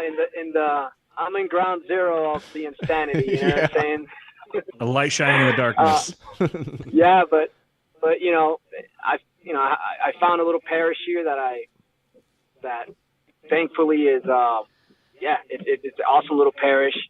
And man, this whole stream, we've been listening. My girlfriend's here next to me. God bless her. She's here. Say hi. God bless you guys. Hey. She kept saying, "Oh, I really like this Matthew guy. Yeah. I like what he's saying." And I think it's because so much of what you guys have been talking about we can relate to as well. I remember the very first day I went to my very first divine liturgy. The priest had a mask on, and like all of my sensors, my red flags were going off. Because I was in the truther sphere, and I knew about all the crap, all the baloney, COVID baloney. And it was very similar to your experience, although not as long, DPH, where I had to. I felt like, my pride getting the best meal. These people, how could it be? How could this be the true church? And they're wearing, masks, and all these people, and I had to. Coming forward, I realized that I did have to humble myself, and I said, you know what? Something similar to what you guys. I'm not here for the priest. I'm not here for the old lady over here that's giving me weird looks. I'm not here for the creepy looking guy. That kind of looks like a grown up child. I don't know. It was like all these. I got all these weird people in the church, and I'm like, man, is this where I want? But man, little by little, just through humbling myself, just following, listening to God, and just submitting to His will, right? Because I did feel like I was brought here with a purpose. Started to intermingle, go to fellowship and meet the community, and it turns out that there are a bunch of awesome people, with their differing opinions and views on the world, but man, I wouldn't rather be anywhere else right now, and I've grown to really appreciate the community, and yeah, dude, this whole journey with Orthodoxy has been a lot of suffering, right? Because I'm coming from a New Age perspective, sort of where everything is about feeling good, fulfilling your desires, pursuing your own will. You guys know how it is, to almost the complete opposite, right? Where it's like the virtue is in suffering, submitting to a higher authority, crucifying yourself, right? It's like, it's the complete opposite of what I was accustomed to for so long. Right. And as hard as it's been, right, through the suffering, my girlfriend commented this to me the other day, which I almost, got a little sweaty eyes. Yeah, something flew in your eye. Yeah, exactly. I got a little sweaty eyes. She's like, babe, I see you becoming, turning into a man. Like I see you, you're becoming a man. Like I see you turning into a man. And I was like, that was like, holy moly, I'd never heard that before. You know what I'm saying? I deep down, I've wanted that for so long. I want to be a man. That desire to step into manhood has been present before I came into Orthodoxy, but now having the epitome of what it means to be a man, Christ as an example, my relationships have improved, right? Not just with me and my girlfriend, but me and my mother, the people I disagree with, the people, my enemies, right? I had a bike stolen off the roof of my car, and I did curse him for like a few seconds, but then I remembered, no, pray for your enemies. You know what I'm saying? That's sort of those little moments, right, are the miracles. The miracles that Christ worked. This right. changing of heart, this change of mind that I've experienced. It's just amazing, man. And you guys, DPH, big part of it has been you just sharing your own journey and your knowledge. It's been amazing, man. I can also recount as I started getting closer to Christ, the demons, bro. The demons It's no joke. They're relentless. Yeah, like the spiritual attack, my temptations grew like times 10, and I fell. I caved into them. For a time, like it's true. Like I felt like I was like under spiritual attack. My dreams, I was having these crazy dreams. About sinful stuff and all this. I'm like, what the fuck is going on? Sorry for them. It's all good. We get it. What is this? But it's true. The closer that I get to Christ, the harder life gets. Yeah. But therein lies the virtue, right? Before we went on this trip, last little anecdote that I'll share.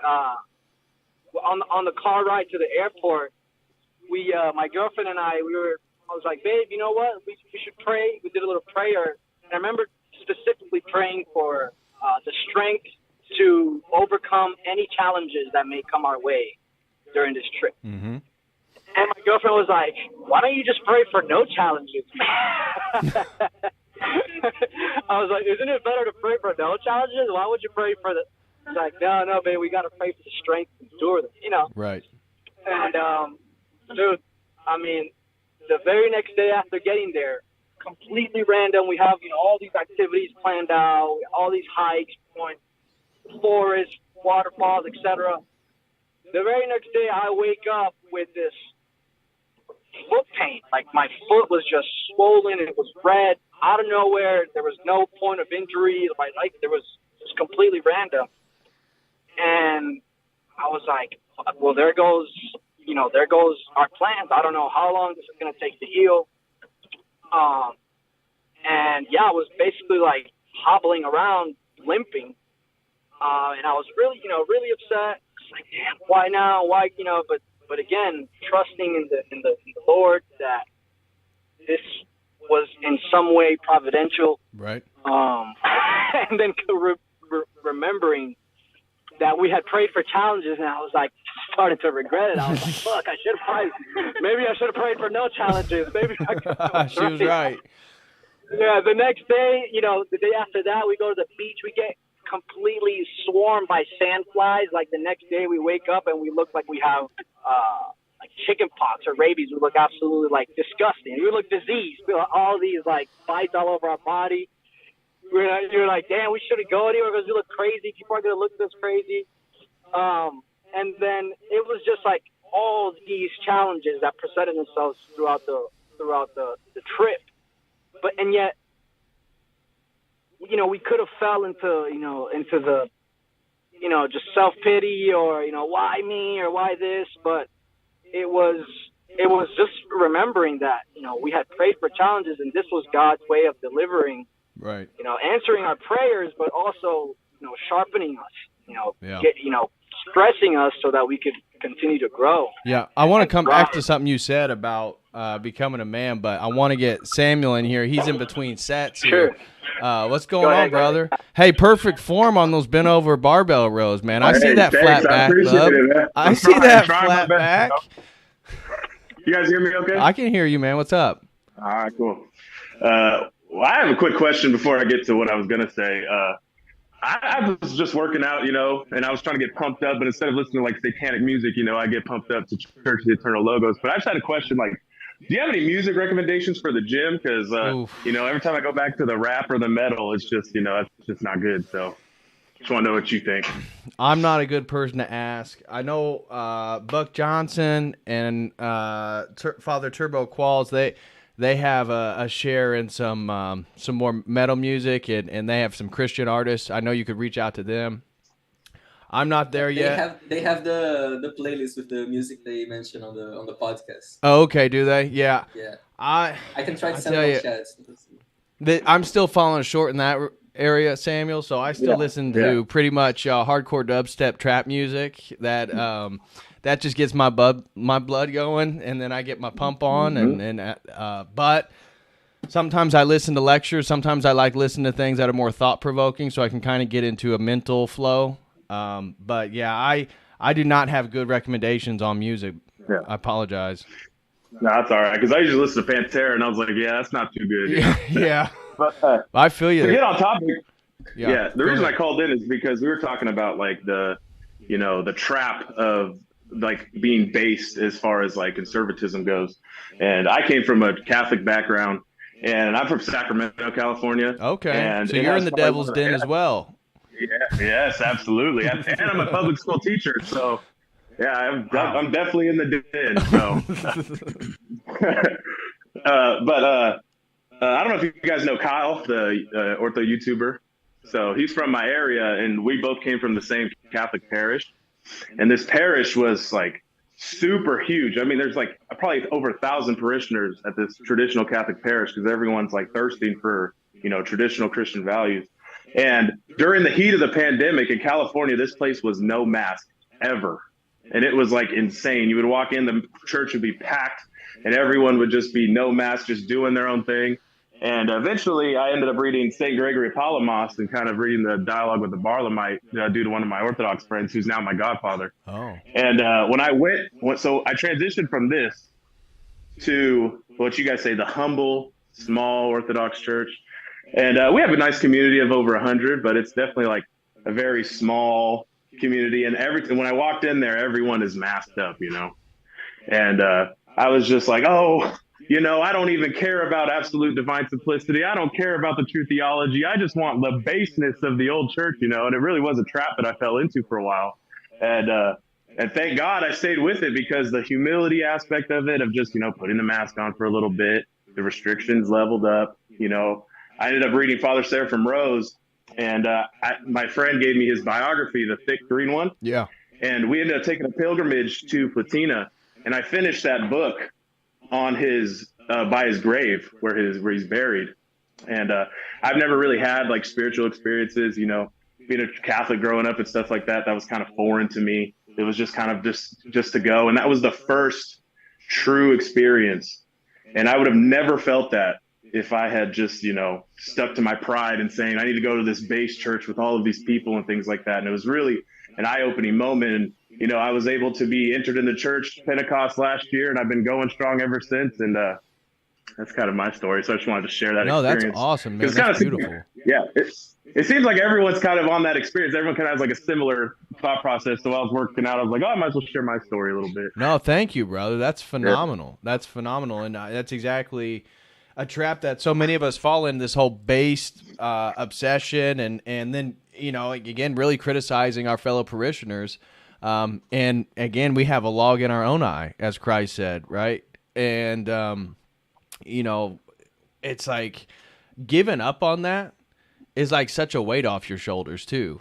Like just loving people that, you can't stand their beliefs. I don't need to hear you talk about politics, but you know what? I'm going to give you a hug anyways. And it's all right. It's all right. We're here. It's like a weight off your shoulders. 100%. There's a comparison between family and parish life, and that you don't really get to pick your family, and a lot of people don't really get to pick what parish they're a part of. But the fact is, any parish family you get, no matter, or any human family you get, you're going to have the uncle who talks crazy at Thanksgiving dinner, and you're going to see the same thing in a parish. Yeah, that's a great point. Yeah, you don't get to choose it. Yep. God gives enough for us to be okay with it, but He won't give us like the perfect family, that never happens to most people. And then in parish life, that's it, I remember, in here we have a lot of parishes here I live in Rio in Brazil, and we have some like 10 parishes, 12 in the metropolitan area. But they're all like bootleg parishes, that we rent some places and stuff like that. Even our cathedral that I go to right now. And I remember when I started going there, and all the people here in Rio tend to be more left-wing, and a lot of the people that became the parishioners of our cathedral were from a more intellectual background. Some of them were more hippie, some of them were more like esoteric guys, but they are all like they're really living the life, but like there's that clash of where you're coming from before that. And after that kind of pass, it's so easier to just love the people around you, as you talk to them. I remember there's an old guy from my parish that I take the subway with back home, and he's he's talking about how, Marx isn't really a materialist, he had like a mindset behind it. I can't hear the guy talk about that, but I love him, he's a nice guy. He helps us a lot, and it's a whole thing, there are so much barriers that aren't really necessary, aren't real, between us in that sense, because it's easy for me to just look at them and say, it's the old people, I don't really need to listen to them. But it's so, with just a little patience, you can grow so much more in love, and the love is part of the life we're trying to live as Orthodox now. And a thing that really got to me when David was speaking about his priest, his spiritual, his godfather, is that a lot of the clergy here, as I mentioned, we have a lot of parishes, so we have a lot of clergy, and so far I only have met good clergymen, and we are like, when you meet holy people, you can feel they are so easier to love, There's a thing too, it's not that they are nice to you, it's not that they are necessarily gentle, some of them can be very brash sometimes, but they're all easy to love, you can kind of get what their thing is, even if they come from those sorts of backgrounds I mentioned before, they they have something to them, you know, something that's not worldly in that sense, you know, because what gets in between us is this worldly stuff, you know. Oh, like what his opinion on Marx, you know, that's completely irrelevant to our life in Christ, you know. And it can be a problem, but you know, mostly is irrelevant to what other people think about those sorts of stuff. And I don't know, like the more I get to talk, especially with clergymen, you can kind of see that they don't bother themselves with that, and they grow so much more because of that, you know.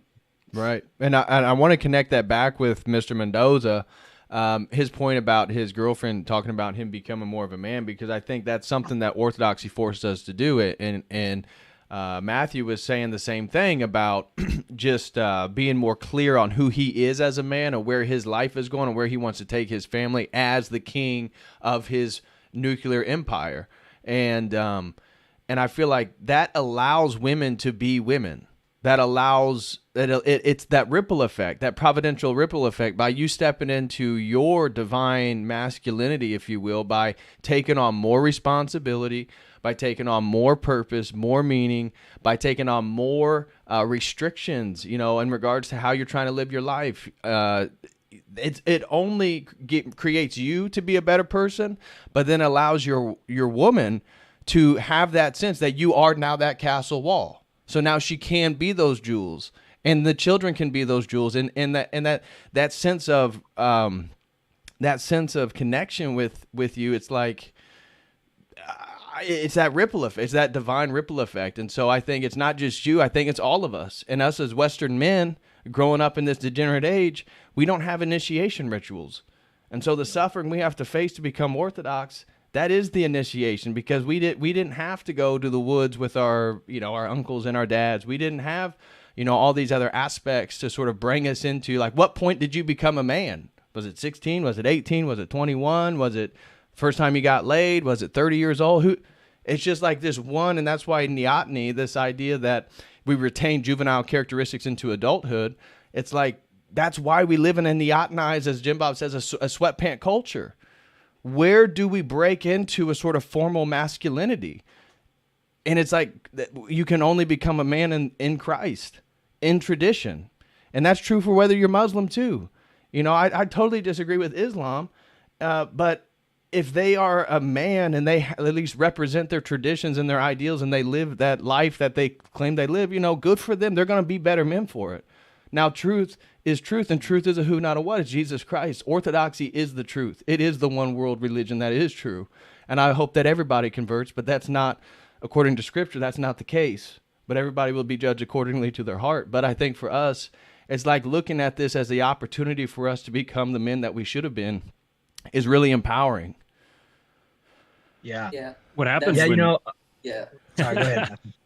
What happens when men stop being men is that women start trying to be men instead. Right. And when you have women trying to be men, then the men are going to start being women. And you get this full inversion of the gender roles. So then you get to speak in kind of Jungian terms, you get the totalitarian mother, the overbearing mother, who is the woman who is now occupying an archetypal masculine role. And it doesn't surprise me then that you get all this imagery in the Bible about Jezebel and the harlot, and all of this is all imagery of a totalitarian female spirit. That totalitarian female spirit doesn't. It's easy within the manosphere to say, oh well, it's the women's fault. But the only reason the women found themselves in that place was because the men stepped out of it. Right. And then in Orthodoxy, I've had so many young Orthodox guys in my comments, I can't believe you always blame things on the men. I can't believe, brother, that's exactly the problem. Like again, yes. I'm not the biggest Jocko Willing, but take responsibility, bro. Like about everything in your life. And it's on to set you free. It's just what Matthew said, when men stop acting like men, women start being men. And the men will become women. You see the guy's reactions like, oh, I can't believe you said that. That's yeah, exactly. That's a really good point. That's not a very manly thing to say. And as we pointed out, earlier. Go ahead. I was going to say, like with the letter I referred earlier. The fact is, like, why is it that Abigail Adams pushed for proto-feminism? Because her husband rejected kingship. That's where it started. Yeah, that the fact that she would write a letter like that tells you a lot about John Adams as a person. That his wife would not only think something like that, but she would send a letter like that, thinking that this is something realistic, because she's telling you something about what she thinks about him. That she can send a letter like that to him, and he's going to be like, "Oh yeah, this isn't a bad idea," or at least he's not gonna smack it down outright. She's basically saying, now that you broke away from the king, I'm going to break away from you. Yes, exactly. Oh, that's a great point. Right. And it's all natural. Yes. And I've talked about this before on my show, where there's this phenomenon now where everybody's looking at this beast system, and I think everyone's looking at it as if they're expecting a masculine spirited system to come after them. They're expecting hard tyranny. They're expecting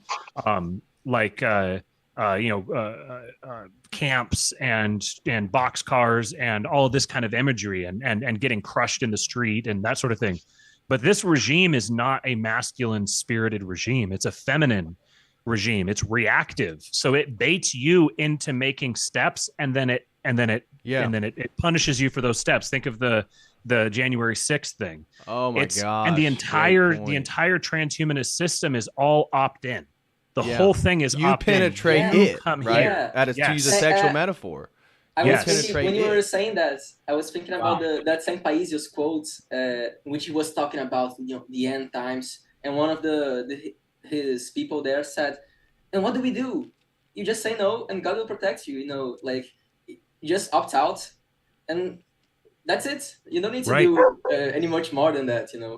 Right. There are things to do, but that's the main thing is just not opting in." Samuel, you look like you got something to say, bro. Yeah, I got something to say about masculinity. Essentially, am I muted? No, I'm not muted. No, we can hear you. Sorry about that. When I became a man, so this right here shaped me, this barbell. Not this exact one, but I played football growing up, and this is what shaped my worldview at first. And I think the moment I became a man was when I was 14 years old, and I first put on the pads, and I had seniors calling me out, and I just got railed. I just got laid out. And I had another man just standing over me saying, like, "That's right. That's what I just did to you." And then the reason you become a man is, what do you do after that? Right. After you fall, you have to get back up and line up and go again. You have to try again. And I was thinking this to myself, like, when I became Orthodox, what do they do during Chrismation? There's another man over you, putting his hands on top of you. When you're down spiritually, another man's over you, absolving your sins. And you have to keep fighting and going back and back. And to me, that's kind of like something that, so this whole thing like shaped me, and the failures and what you do when you respond to failure is what makes you a man, in my opinion. Wow, that's a great point, bro. I love that. I love the idea of the priest being over you like that too. Yeah. That reminded me of one of the things our bishop here said in a homily recently. It's going to be way softer than like going to the gym, because you guys were all giving examples of family, of things like that. Like I just got out of high school, but just out of high school, and you got that chin hair. And I'm going to say one thing. It only started growing after I started going to church. It's the Eucharist, bro. We don't have a lot of beard, I consider it a blessing. The thing is that. It's a symbol of the Holy Spirit in you. Embracing the Holy Spirit boosts your testosterone. We all got facial parts hair. of becoming Orthodox, But he was talking about when he was very young. My bishop is he's a bishop for 30 years now. He's a very old man, and he was talking about when he was in college and he lived in an apartment, and he was telling about how he told his story to the previous metropolitan who was over him as the bishop of Portugal and Brazil. And he was talking about how he heard like some beautiful music playing in the neighboring apartment, and he waited for it to end. He felt like he was going to cry on the stairs of the apartment. And he went there, asked what music it was, this whole story. and then he mentioned that Metropolitan Gabriel, who was his spiritual father, which you can find some icons of him. A lot of people venerate him already. He's not canonized or anything. It's just a local thing. But he said that he got Siri, and he said, "My son, that's when you started being saved. That's when your heart started softening to things." And I kind of relate to that a lot, and it's very different from like the gym is a very different thing. I get it. I just the format of the story kind of got to me, but because that was kind of my experience. I was thinking about that before you opened the panel, and I started going to church when I was on my last year of high school. And I was dating at the time, things like that. But everything is so cold, outside. You get this kind of oppressive feeling of the world around you. And it's very easy to become like a liberal, an ANCAP, and something that doesn't have an authentic like experience to it. It's something cold, you aren't like eating the warm foods, you're eating the leftovers. And kind of music in a way, going to the gym, having a true experience of a thing you do, and you dedicate yourself. I'm a musician. I don't know if you can see the things behind me, but this kind of softens your heart and gets you ready for it. I can't speak to it, but I believe fatherhood probably does the same, even way more. But yeah, well, I think too is that like, just came to me. I got some super chats, and once we can go through them, you guys can chime in if you want. But I think also people who have gone and, if you ever done jujitsu or gone to a martial arts or even go to a gym, usually the biggest, baddest dudes are often the nicest, kindest dudes.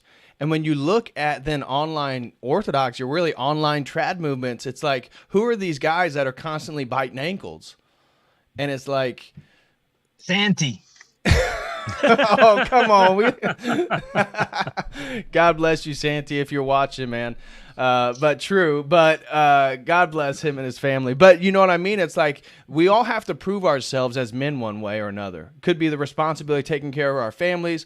But I feel like as a man, if you feel like you are sort of living up to that responsibility, you're not as trying to prove it to other people. And I think part of the trad movement can lead to young men feeling disenfranchised by the world, feeling, as you said, like the whole world's coming down around us. And so what do? They're really not living up to it. So the way they live up to it is by smashing people with the baton of orthodoxy because it's true, or, hitting them with, whatever it may be, trad movements, generally speaking. And so... And at the same time, I'm not saying we shouldn't defend the truth, because we have to defend the truth. But sometimes it's just over excessive, and then it leads to piety signaling, which is a very feminine thing to do. It's like, why are you trying to tell everybody how pious you are and show everybody how Orthodox you are?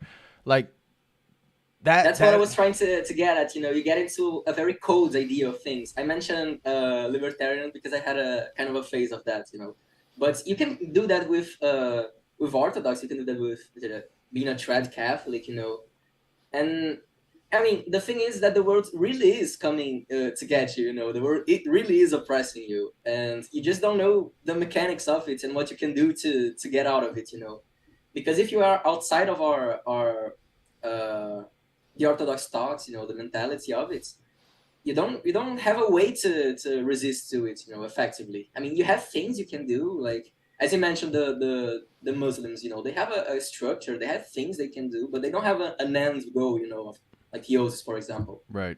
And they don't have a way to directly interact with God. And ultimately, it's not true. So that's where, when it comes down to apologetics, it's like the glaring holes within Islam are there. Now, it's an Arab religion that gave them high culture for the first time in their history. And that's where, I've talked about this, we don't have to dive into this, but the difference between Shia and Sunni is the Shia, the Persians, they already had high culture before Islam. The Arabs never had high culture until Islam. And so it was a mechanism for order. Whether it was also a vehicle for Satan, it was a violent religion that dominated through the sword. All of that is true. But, yeah. Anybody have any comments on any of this stuff? Again, we got some super chats we can go through, and again, I'll just throw them up as questions for all of us. One thought that I had while you guys were talking was, that we're commanded. I can't remember. It's not original thought. I heard this from an Orthodox person recently. They said that we're commanded to repent, and being commanded. There's this idea that Christians are supposed to not sin. That if you sin, you're not a Christian. But being commanded to repent assumes that you're going to sin. If you repent regularly, that means it's assumed that you're going to sin regularly. Mm-hmm. So the sinning, the fact that you sin is an indicator that you're human, and it's an indicator of an opportunity for growth. I work in real estate here. I was texting earlier because I had to reply to a client. I wasn't trying to be rude. No, you're fine, bro.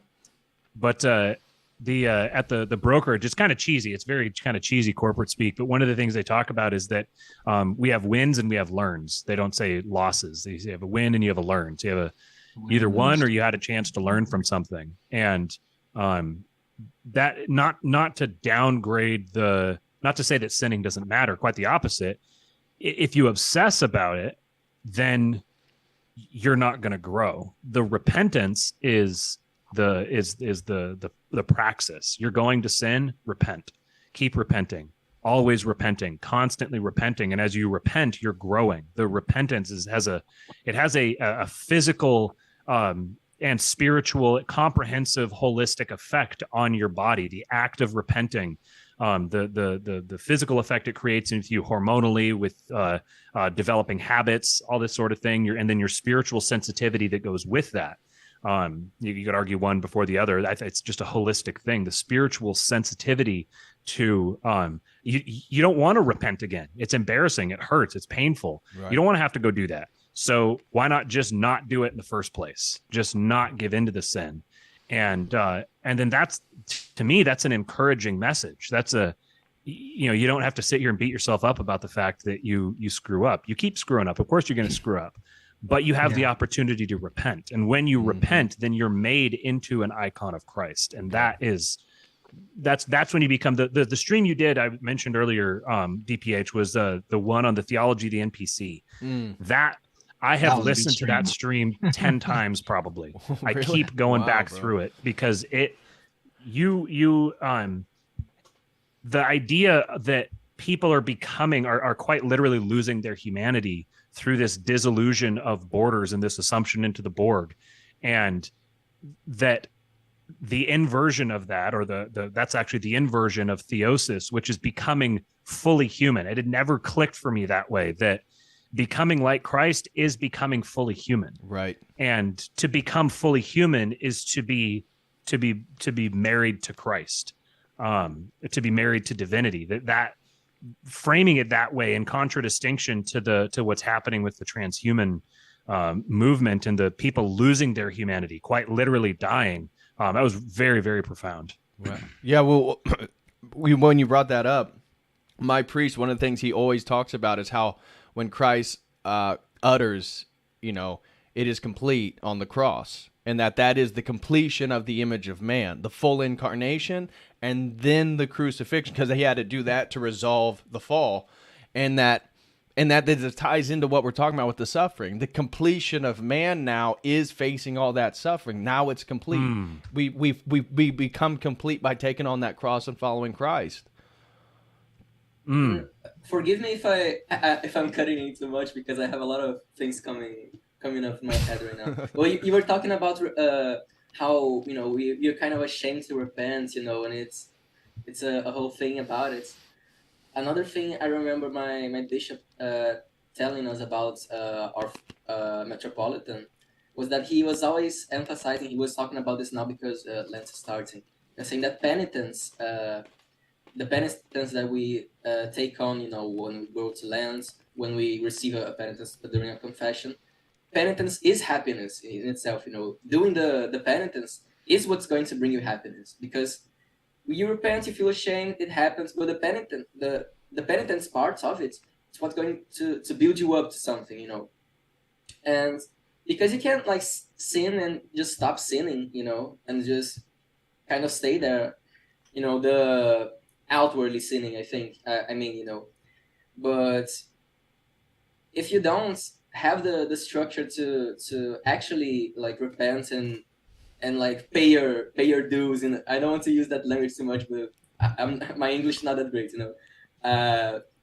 But when you have to do that part, you know, otherwise you won't fully attain what you need to get, you know. And he's always emphasizing about how, you know, we get kind of down about how, yeah, I'm going to have to fast, I'm going to have to stop doing a thing I like, you know, because we like to sin, you know, and I'm going to have to stop watching X thing, I'm going to stop listening to this sort of music, I'm going to have to stop going to these sort of places.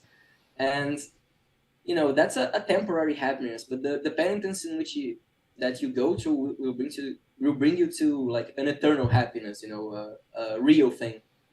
It's not just a temporary illusion of doing something you like, you know, that will go away.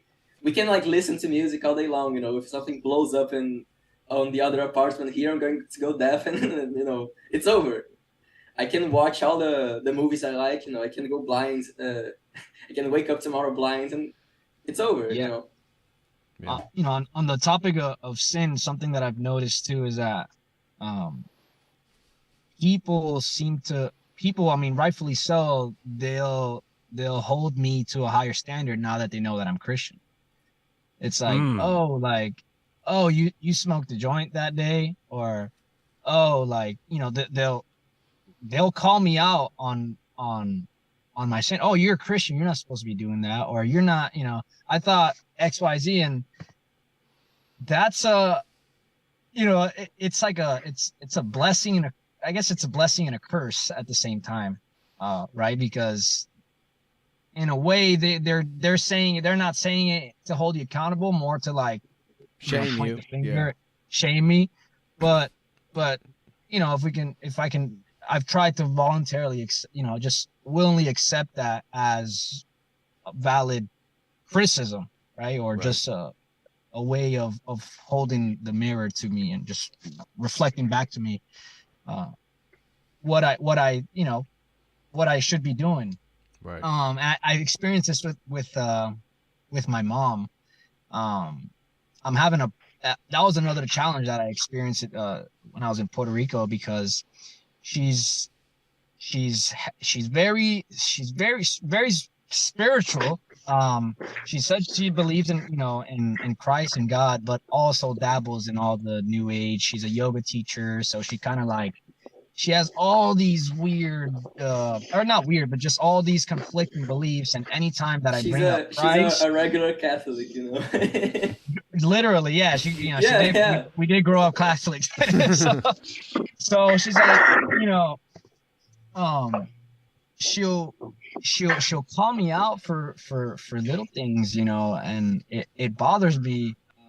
But at the same time, I recognize that, you know, it's probably, like I said, a blessing in disguise that, you know, we get to be held to such a high standard. And I think as Christians, yeah, we should be upholding that high standard, right? Mm-hmm. And embodying, not just talking about the theology and, you know, knowing all these big words and knowing how to point out logical inconsistencies in people's worldviews or whatever. I think what change people's hearts the most is embodying, you know, that it's not a logical reasoning, you know, because I've tried reasoning with her, you know, why she should stop doing this, and it just doesn't work, you know. You know, we're butting heads and we never get anywhere. But you know, when she's yelling at me, bickering at me, and just annoying the hell out of me, and I take a deep breath and I look at her and I say, yes, mom, or okay, mom, is, you know, or just show her some grace, some humility, some, you know, some honor, some submission to her, even though I don't want to do what she's telling me, or, you know, even though she may be in the wrong, and I just accept that. I think those are the moments that start to, you know, make people go, what is that guy on? You know, what is that guy doing? Mm-hmm. You know, and, my auntie, my godmother, actually, she's a devout Catholic, bless her heart, she's an amazing woman.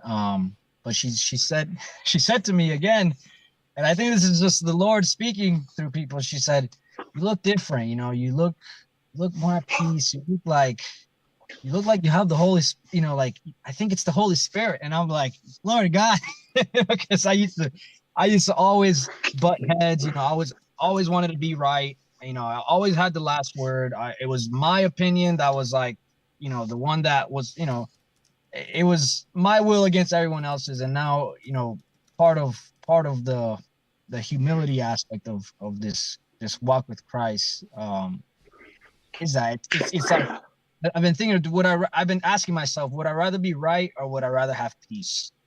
And that sort of self-reflection and during those moments of conflict, especially with family, people that, you know, that really get under our skin, has been great. I agree with that.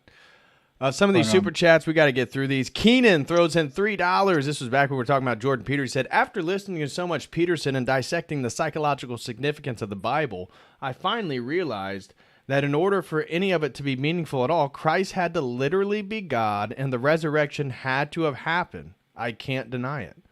I totally agree. And that shout out to Keenan Beats. He's the wonderful artist that makes music for my channel, and Jim Bob. Shout out to you, brother. God bless you guys. Anybody want to reflect on that?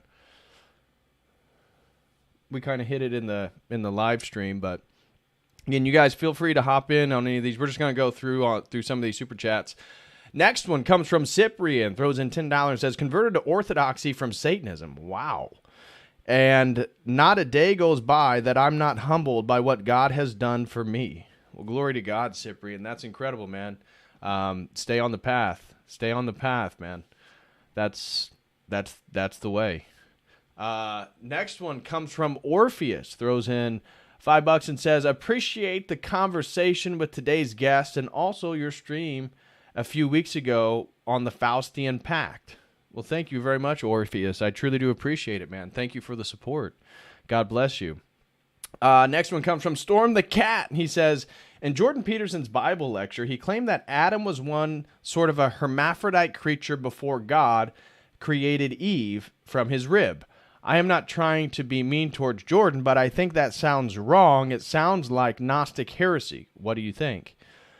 I can actually speak to this, and you guys can comment on it if you want. I'm reading a book right now by Joseph P. Farrell called Transhumanism. It's like the alchemical grimoire or something. I forget the subtitle to it. But that's exactly what he's arguing. One, he talks about the Trinity as homoerotic. Sounds like Owen Benjamin. And then he talks about Adam as a hermaphrodite and how then Christianity is all about getting back to the Garden of Eden, which is the New Jerusalem, which is a misunderstanding of our theology. Eden and the New Jerusalem are not the same thing. And it's so funny because for those people who know, this great book on God, History, and Dialectics, which is 3 parts, which is a phenomenal, highfalutin, philosophical dissection between Orthodoxy and Catholicism, he eventually reverted back to Gnosticism. So Dr. Joseph P. Farrell became a Marcionite, so he believed the God of the Old Testament was different from the God of the New Testament. And in his transhumanist book, which has aspects I agree with, he makes the same argument that Adam was actually a hermaphrodite. And that is not our theology at all. Adam was made a man, and on what basis was he a hermaphrodite? Just because the Eve didn't exist yet? That's just an assumption because the female didn't exist. So I don't know of any Orthodox that claims that, but I know many Gnostics that claim that. And I know that this is a very powerful conception of even for transhumanism, and that's what he's arguing. I would agree with this, that this idea of doing away with the bifurcation of genders and sex leads back to, for his argument, this evil or this well, I'm going to do a whole stream on that book, but he's arguing that all the religions, because you can tell he's kind of hinting at a Graham Hancock high civilization, and then all these world religions, the fall of the Tower of Babel, he's arguing is a story that happened in history due to these suppressive gods in this religions, and therefore we then have been conquered. And he thinks that the fall of the Tower of Babel is actually leading towards the transhumanism. The opposite of us. I would say the Tower of Babel is indicative of what they're trying to build. He says, no, that was like basically a high civilization, and the destruction of that is like this meanie god that then he argues you can find this sort of archetype in Egyptian religion and Mayan religion and Babylonian religion, and what they're talking about is this point in history that, man's high culture got dissolved, and transhumanism is going to come back and and in a sort of inverted way bring all this stuff together. It's really not. Again, I'm going to be very critical of his work, but you guys can comment on this idea. Have you heard of this idea that Adam was a hermaphrodite? How would you respond to somebody who would make this sort of claim? It's interesting. I was just at the Jay Dyer event in Austin, and Jamie gave a talk there on like the history of occultism and transhumanism. And one of the things that she pointed out was that that Lucifer is traditionally a hermaphrodite, right? Or at least non-gendered, which angels Lucifer are is an angel, right? Because right. angels are and demons are. And this idea I was talking about earlier, where you have when Christianity, you have the person of Christ, and in modern, the full realization of modern liberalism, individualism is the worship of the individual. And you can almost think of this individual as an actual spirit. We talk about like the spirit of the individual, but you can almost think of it as this being an actual entity that is accepting worship through the ideologies of individualism, properly speaking. And so that idea of Adam being a hermaphrodite is kind of like there's this connection. There's like a direct connection to Luciferianism. Yep. And if Adam's the hermaphrodite, then Adam is the icon. He's the one to worship. So it's like now we're worshiping Lucifer under the name Adam. Yes, yeah, as the primordial man, and Joseph P. Farrell seems to be against it. This is the book I was talking about. It's called Transhumana, a Grimoire of Alchemical Agendas. Again, as an academic, I wouldn't want to be responsible for writing that book. But that's exactly it. This idea of sex being bad. I mean, this is a platonic Luciferian structure that we're going to do away with the need for sex and all these things. And these are sort of deformed aspects of creation. Yeah, it is very Luciferian, and people are buying into that. So you can see this Luciferian spirit in the transgender movement right now. I was going to talk about it. Yeah, this amalgamation. Look at Baphomet, which was created by the Templars. So Baphomet was a god. This is the medieval period. This is during the Crusades, and they get caught basically doing all these rituals where they're kissing each other's penises, they're kissing each other's naked butts, they're having homoerotic ceremonies, they're having, sexual orgies, they're worshiping this idea of Baphomet because for them, transcendence meant the collapsing of these dialectics in a very literal way. So therefore they worship a animal that's also a man that's also a woman. It's a centaur creature, and it's good and it's evil. So it's pointing up and down. And so this then is this idea, which is an alchemical, magical, esoteric, Luciferian worldview that, we're absolutely in opposition to. And so this other book that I read, The Religion of Technology by David Noble, this is really interesting. Now, he's a Marxist scholar, so he's using a dialectical theoretical frame of oppressor versus oppressed. And he's arguing against technology as a detrimental force that empowers the oppressors against the oppressed. And he's arguing that it's rooted in this idea of Christianity, of a millenarian utopia, and that we're going to move back to Eden. So we fell from Eden, and therefore through technology, we're going to move back into Eden, which was something that was prophesied by somebody like Joachim of Fiore.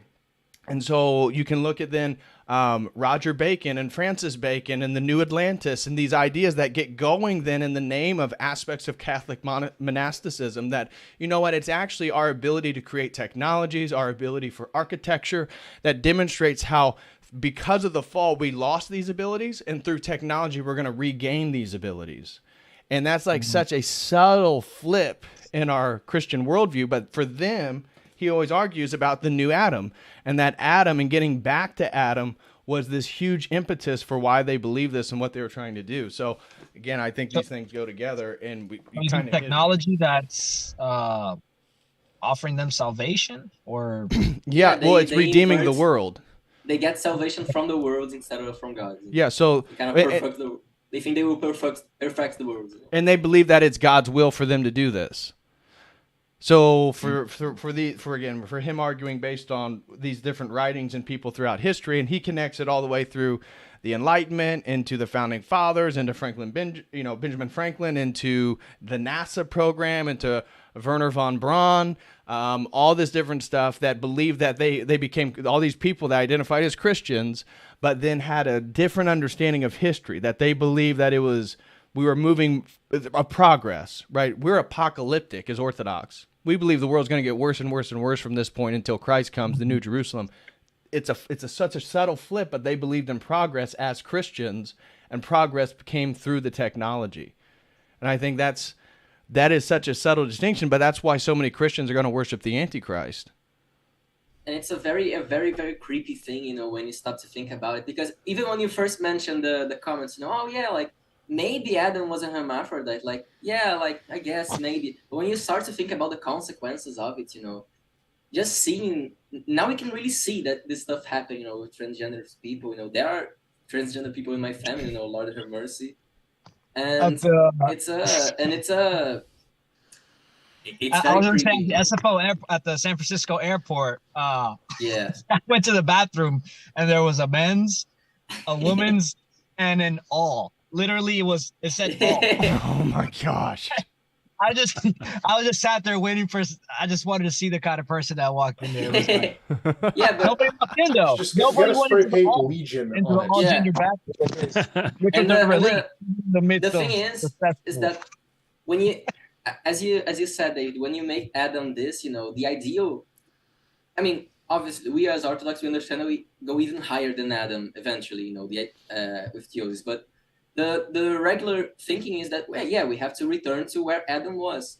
And if we think of Adam as a hermaphrodite, we start to get into some really creepy stuff, like some Heaven's Gates type of stuff, Right. Where people want to desexualize themselves. And you can think about it like a symbolism thing, if you want to get into the archetypes and things like that, that's cool, but when you start to think about the physical reality of it and what you're actually going to do in your life, the praxis of it, it's absolutely disgusting, people, now we can see people literally mutilate themselves, and it's right. I don't know. It gives me a very sick feeling, just talking about it. I don't know. It's interesting. You see all these people who are participating in what is very clearly the burgeoning spirit of Antichrist. They're all being drawn into fundamentally anti-human behaviors. The trajectory of humanism is anti-humanism. And it just clicked for me that the spirit of Antichrist is anti-humanism, is anti-human. Yeah. Because Christ is a human. Seraphim. Right. I think it's Father Seraphim. It's some saint, some recent saint who says that the Antichrist will try to remove the image of God from the man, Yep. You still be a man. But that's the objective of things. Right. And Yuval Harari of the WEF, he says he speculates by 2040, but he says, according to him, now he says, for a fact, by 2050, there will be no fully biological humans or man as we know it. And this is going to be a good thing. And again, you can see the mark of the beast written all over this. You can see, bowing down to the beast system. And and then the whole hermaphrodite thing, it's like, to me, that's not even scriptural either, because eating from the tree, they realized they were naked, so they already had those sexual parts. Again, God's providence, he didn't create Adam with he wasn't, what do they call like smoothies? They call them smoothies or something, these trans, like the girls that they call them smoothies because they don't have anything down. He didn't create Adam as a smoothie, right? There's something I was thought about with that, with drawing with technology, about how, as Yuval Harari is talking about, how there won't be a fully, human person, by 2050. You see this attitude within transhumanists of technology being a thing that replaces the human, right? Instead of technology being an extension, a tool of the human. And you can see this in American history much earlier. It's part of why Japan has such a superior car industry to America. Because if you look at automation, you compare Toyota and General Motors and how they treated automation on their assembly lines. The goal in General Motors was to replace the worker that was on the line. So if you know how Elon Musk, he built this Tesla factory here in Central Texas, but his goal was to replace all humans on the line, so you just have a fully automated system. that's called a lights out factory, and that was achieved by General Motors in the late 70s, like late 70s, early 80s. And this is where things get really interesting, because at Toyota, what they did is they wanted to keep humans on the line, because when you have humans observing, they can see where things are wrong and can be improved.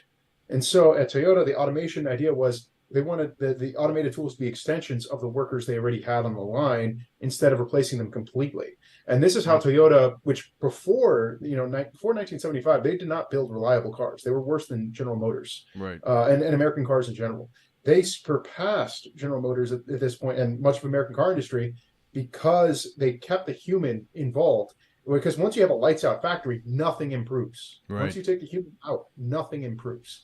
And so the Japanese car industry just dominated America, and American car manufacturing or the American car industry has never recovered and never been able to get that level of quality.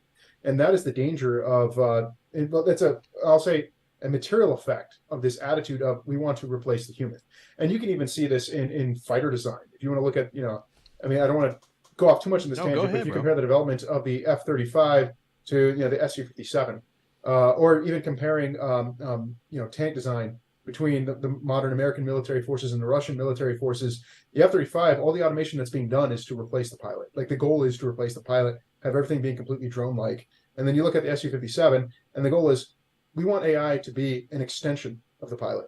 Like, we want to, the goal is not to remove the human. Right. And you see the same thing with, if you look into net-centric warfare, you'll see the same thing in terms of this attitude that American military industry complex has, versus what the Russian military, well, they don't have a military industrial complex. It's owned by their military.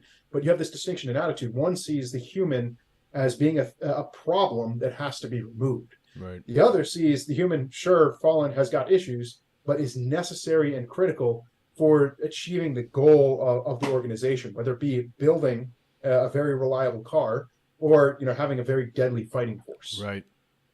Isn't it fascinating that it's the individualist cultures that wind up, the ones that claim to worship the individual are the ones that annihilate the individual. Yes. They worship the individual, far away over there, away from the things he actually does.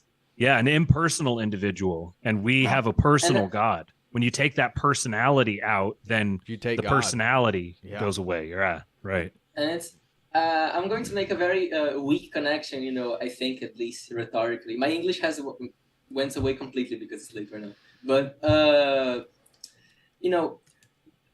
Giselle mentioned right now that Ford, did the whole thing. They reached the lights out factory stage of it, and Toyota went and continued going forward. But the thing is that they reached this point, in their factories, and then they started doing like random shit, around the world. They don't stop at this, They try to do frivolous things all around, and that's kind of what happens, when you get stuck in a way, because this whole thing about the factories, we are using this as a language to speak about the way we work, And the thing is, if we try to just abstract all of our things, let the world kind of work things around for us with AI or with anything else, we will start getting to the point that, just like Ford, he made his perfect factory, and then he's like using his money to buy a city in Brazil in the middle of the Amazon. This actually happened. I don't know if you heard about that. But then that's where the money starts going, I was not aware of that. You can keep improving. Yeah. It's a whole and thing. It's called Fordlandia here in... Go ahead, Jose. Yep. As I say, Fordlandia was Ford's attempt, and it's something you see throughout American history going back to... And he tries to build a perfect city in the middle of the Amazon. Exactly. Even before the American in an American format. You see this. Exactly. You have this attempt to engineer and build a constructed perfect city, a constructed perfect identity, this desire to perfect the human by building constructed way of life. And that was the project that he called, the goal of his life's work. He's going to build the perfect city and to bring civilization to a savage place, And it was the most retarded thing he ever did. He tried to build an American city in the middle of the Amazon, in the heat, in the tropical jungle. And he did like ballroom dances and things like that. He started trying to, he made the whole city. One thing that may interest you guys, he prohibited the consumption of meats inside the city because he thought that was, dirty, that wasn't the future was, green. And he Sounds he tried to familiar. put, he tried to do a whole standardized thing, because in the Amazon nobody works like a 9 to 5. That's impossible because of the heat. They have to do pauses in the middle of the day. The siesta exists because of that, where people sleep after lunch. And people literally died there, they fainted and died in the tropical heat. And that was his life's work, that's what it all came to. He fulfilled the automation and then started doing retarded shit in the Amazon. It's the rejection of the natural for something that is constructed, to try to engineer something better, to make a more perfect human, a more perfect society. And it's something that goes back, back to the Enlightenment and even older. This attempt, Western attempt, or series of attempts to build a better human, build, in a sense, what the consequences of that is the loss of natural identity, the loss of natural familial relationships, the loss of even, the natural relationships between a man and a woman, and even the loss of, the identity of what is a man and what is a woman. It all comes back to this rejection of the natural to try to engineer something that is completely and totally separate, independent of that which God divinely, that which the divinity, God has divinely made. Right. And that's why when you look at, in America, in this case, I mean, most of us here in America, why is it that America is so heavily deracinated? Why is it that you have this dissolution of the extended family? It goes back to this series of trying to have an engineered, constructed identity instead of an identity that forms naturally. Right. And, the most natural identity being a father and a son. Right. The son inherits a lot of stuff from the father. He inherits his language from his mother because she sings to him or her, lullabies, etc. That's where the language comes from, the mother tongue. But the identity is rooted in the father. And a child growing up, for a culture to be passed down from the parents to the child, you need both. Mm-hmm. You need the father, you need the mother, and that is how things naturally work. And that's why when you can't rebuild the past. And if someone, let's say, okay, so you're up in Indiana, you want to rebuild an America that's functioning, it's going to take 10, it'll probably take 10 generations. And it's going to be different than what happened before. Hopefully it'll be Orthodox. Mm-hmm. But, it'll probably be a mixture of, in terms of its roots, like in terms of, patrilineal, matrilineal roots, you have a mixture of, Anglo-Saxon and Pennsylvania Dutch and German and, Irish, yada, yada, yada.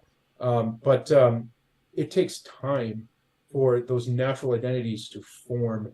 And when you have forms, then, to pass it down and maintain it.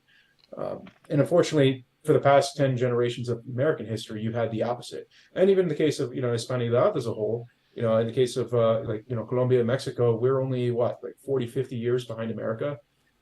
So, it's that's the inevitable outcome of when you reject the rejection, frankly, the rejection of the theanthropic body of Christ, that is the Orthodox Church. When you have that break at the schism, inevitably that will lead to the dissolution dissolution of empire, dissolution of civilization, dissolution of nation, of tribe, of extended family, of clan, and eventually of the very modes of humanity, male and female. Right. And when you were speaking, what came to mind was Sir Francis Bacon in his book, The New Atlantis, said that the New Atlantis would be in America, and that America would be the one to build the New Atlantis through the technology, and the technology would be the frontier. So the end of the frontiers would be North America, and that North America would then be the place in which the New Atlantis would be born. And so I don't think he's wrong, and that's what I think. And that's so Francis Bacon, that's like mid 16th century, so the 1500s to the beginning of the 17th century, the 1600s. So that's right before America. America at that point is just a British colony, but they already knew that it existed through, Columbus and the Spanish voyages. So, I mean, it's like the people that were in the know, the people who had the money, the people that were pulling the strings, that's what they wanted from the beginning. The new world was always meant to bring in the new things, the new spirituality, the new life, the new organization built on a new ideal. And Matthew, since you moved from California to here in Texas, you actually get to see the conflict between Bacon's vision of this new Atlantis and, old world Spain. Like, it's here in Texas. Literally, you can look at every town, every city in Texas from a bird's eye view. If the city or town is built with around a Masonic temple, it was built by, well, Americans. If it was built around a Catholic mission or a Catholic church, it was built by the Spanish and the natives. And that is something you consistently see. Wow. Like if you compare This is a or San Antonio to a every Dallas, city outside of the U.S. and the Americas is built like that. Yeah. There's a parish, and then the people start living around it, and this applies for all sorts of communities. Like even here, we have in Brazil, we have some native villages that organize themselves eventually around a parish. We have like some traditional, more African villages from escaped slaves and things like that, built around the parish. Even when they weren't necessarily Catholic, they built their temple in the city around it, you know. And it's such a simple thing, but it makes all the difference, you know. Yeah. Continuing on with the super chats, Amptown 1, my sister at my parish, not my literal sister, but my sister in Christ, throws in a super chat and says, doing my part to fight transhumanism. Well, thank you so much, Amptown 1. God bless you and the family. Cooper throws in a super chat and says, God bless, fellas. Well, God bless you, Cooper, and a shout out from all the fellas. Next one comes from random user name 928405531. Funny. Throws in a super chat that says, insert a profound thought here. God bless y'all and all the people in the chat. Lord have mercy on us all. Well, thank you so much, random user name 928405531. I do appreciate it, and I hope that eventually you get a real boy name, just like Pinocchio. It's been a big, whoever that is has been a big supporter of my show from the very beginning. Oh, really? Yeah. I don't know who it is. I have an idea. I might know who it is, but I'm not sure. Oh, yeah. It's the exact same username for that long. Yeah. Hey guys, I'm gonna jump off. Thank you guys for the open forum. DPH, keep these up, man. God bless you guys. Yeah, no problem, man. God bless you and your girlfriend, your family, man. God bless. Thank you. Yeah. Next one comes from Ortho Eric. Throws in a super chat and says, I stood in the cry room for a year, bro. I get it. I think that was in reference to me standing in the adjacent fellowship hall for about 6-7 months to watch the liturgy on a television. So thank you so much, Ortho Eric. Stay strong, brother. Thank you for all the support. Next one comes from Cooper. Cooper throws in a super chat, throws in $10 and says, talking to Matt has gotten me through a lot of rough stuff over the past 2 years. Love you, buddy. Great conversation tonight, fellas. God bless. So I take it you know who Cooper is. I do, yeah. He's the guy that did the debate recap stream with me, and he and I were the ones that talked to Jim Bob on our stream the other day. Oh wow, the green guy. Yeah, the green guy. Yeah. Yeah, he's been a big influence on me too, helping me. He's better at reading than I am. I'm better at listening, so he reads a lot of stuff and shares it with me, and he's been a great friend, a great support. We have a running joke that I'm going to give away the joke here. I'll probably piss him off because he's autistic, but we got this running joke that he taught me everything that he knows, and I taught him everything that I know. So anytime you hear one of us talking, we're regurgitating the other one's ideas. That's funny. I do want to give a random username 928405531. He put in a comment, says, I'm actually adding more numbers. So thanks so much, Cooper. Thank you.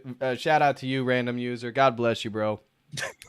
Jordan throws in a super chat and says, the teaching of the logisme was one of those bells that went off for me. But until I surrendered to Christ, I could see the patterns, but I could not withstand the temptation. I still fall daily, of course, but there is freedom in his grace.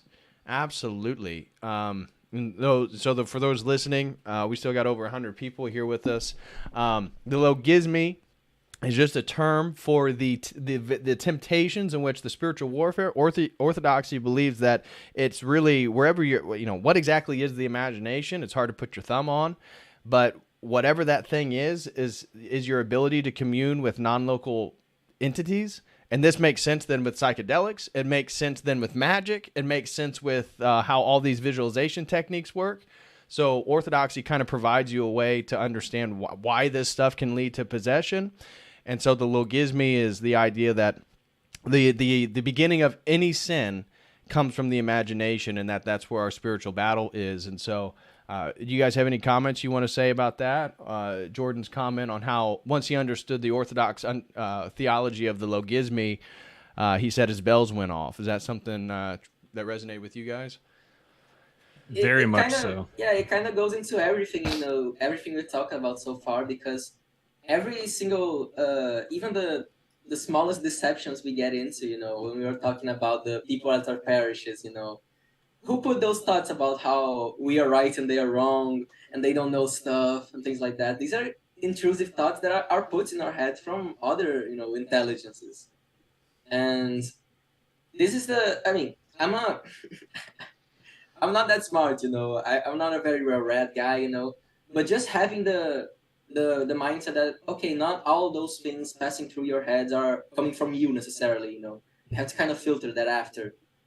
And just having that as an option to think about, because outside of our tradition, I never heard anyone talking about how, oh yeah, like maybe those things in your heads aren't really like your ideas, even when you think they are, Yeah, it's kind of going to the roots of everything. I saw a great quote from an Orthodox saint saying, all thoughts come from three places: God, the demons, or yourself.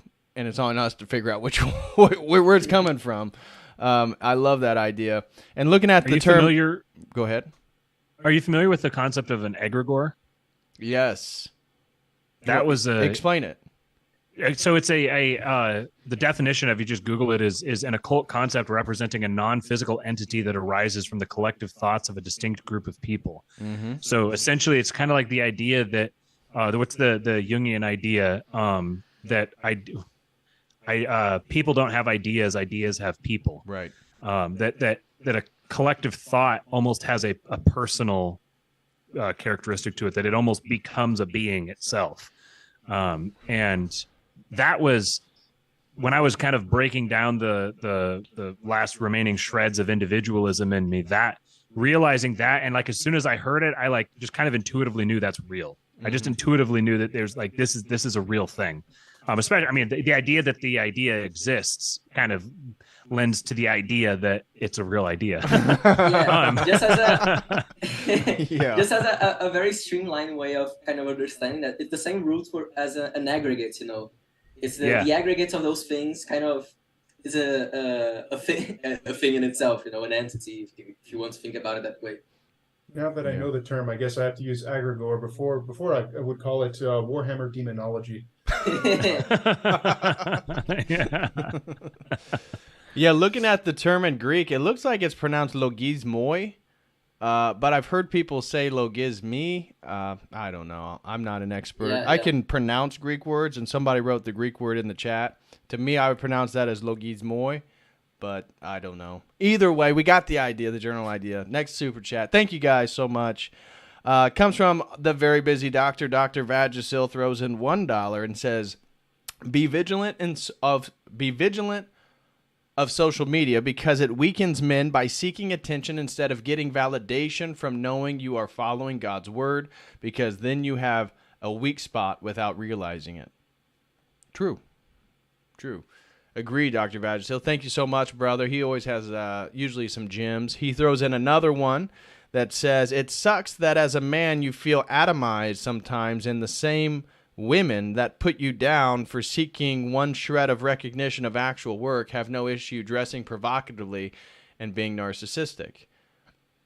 No, that's true too, but unfortunate to the culture that we've constructed as men here in the West.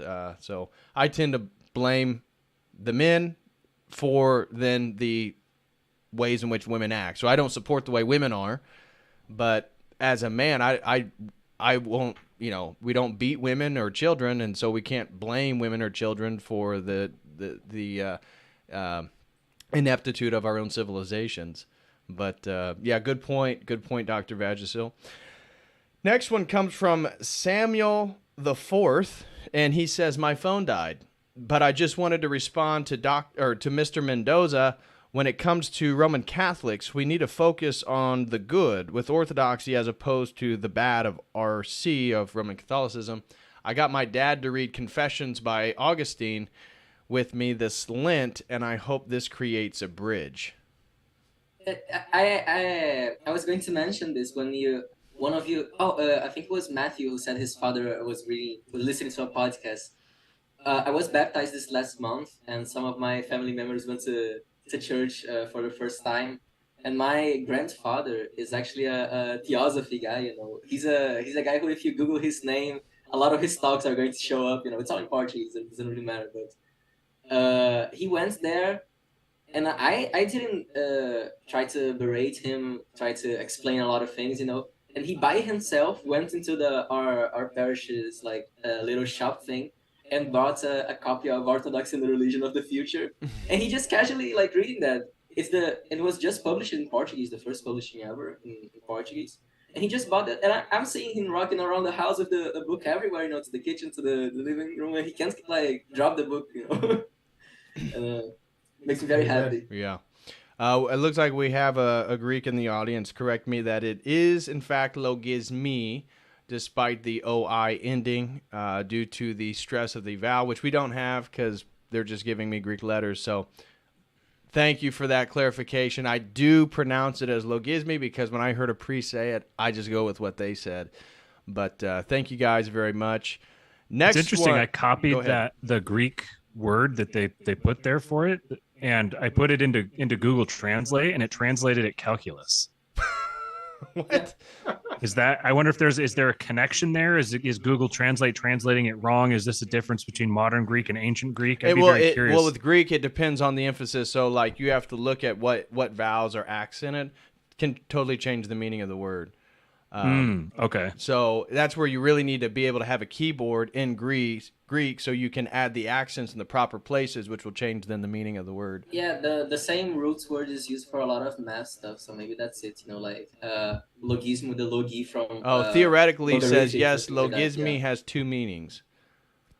Interesting. Logarithmic. So. Yeah, that's what I was going for. Yeah. Next one comes from Storm the Cat and says, I thought about the hermaphrodite claim some more, and I think that it sounds like blasphemy because Adam is made in the image of God. If you claim that Adam is some sort of grotesque hermaphrodite creature, then you are also saying that about God too. That is a great point, Storm the Cat, because that's exactly what Joseph P. Farrell argues in this book right here.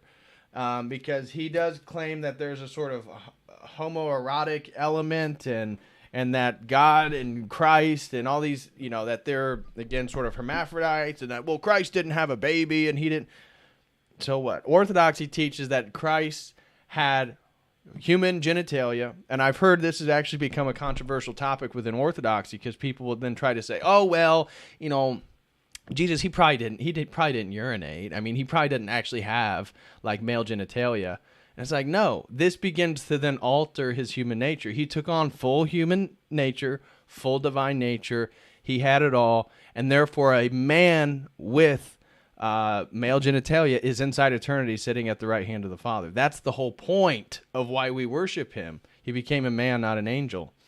So I think that's a delusion because it's like they want him to be an angel, right? This sort of androgyne, non-sexualized thing. But that's just not our theology. So great point, Storm the Cat. This is something that has emerged. Again, we see it right here in this book, Joseph P. Farrell's critique of transhumanism, how Christianity and all these religions are behind it. So great point. You guys have a comment on that in regards to the hermaphrodite claim and that insinuating that God would be a hermaphrodite? I thought about that when you were first speaking about it, but I got afraid of like mixing things up, you know, because of course, like Adam is made in the image of God and he's a man, but if you mess up the logic around it, you can kind of because Eve is also made in the image of God, you know, but then you can mess it up. So I didn't say it before because I knew I could like fuck up the logic. Cooper says logismi means calculations in modern Greek, so maybe that's what you're getting. But yeah. Anyways, guys, that concludes all the super chats. Everybody smash that like if you're still here. Greatly appreciative of everybody who joined us. And guys, feel free to share anything, any last words, any comments you guys want to make before we hop off and regarding whatever, anything we talked about or journeys to orthodoxy or any words of advice for anybody listening or may watch this stream in the future? Well, since we're half and half, what do you call it? North American and South American. Yeah. And we're literally divided on the screen like that. You guys are south, we're north. Exactly. You know, it's the fact is we our ancestors were on the same side of the schism, and so one thing in terms of like recovering natural identities, a huge part of that is honoring our fathers, and it's the same thing with like the temptation to, you know, beat people over the head with orthodoxy, especially family. It's like it's not, you know, we should honor, you know, especially, you know, our fathers, grandfathers, etc. Respecting them, that is a virtue. That's part of you know, that's one of the commandments. And so, especially for those of us who want our children to have, you know, natural, organic, you know, national, tribal identities, religious identities, etc.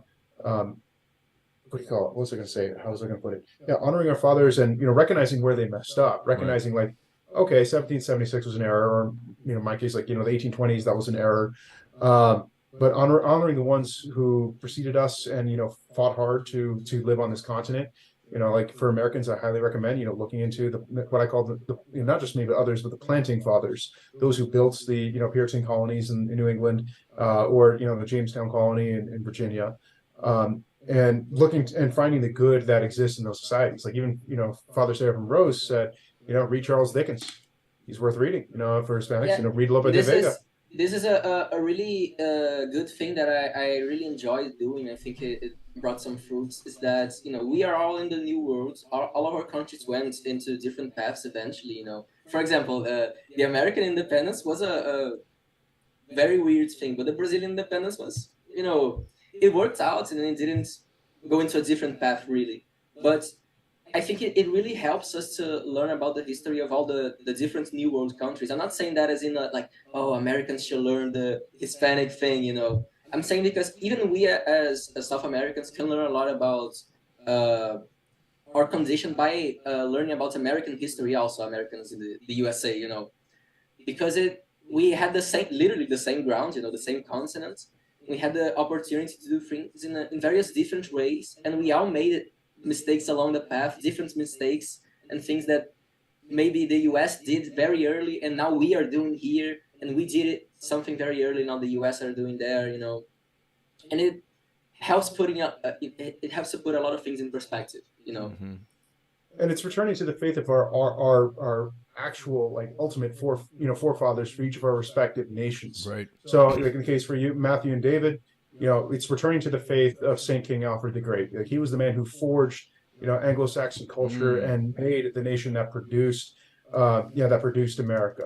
And that man was fully Orthodox in everything he did. I deeply admire him. I even admire a lot of his law enforcement policies in particular, and I'm not going to go into that.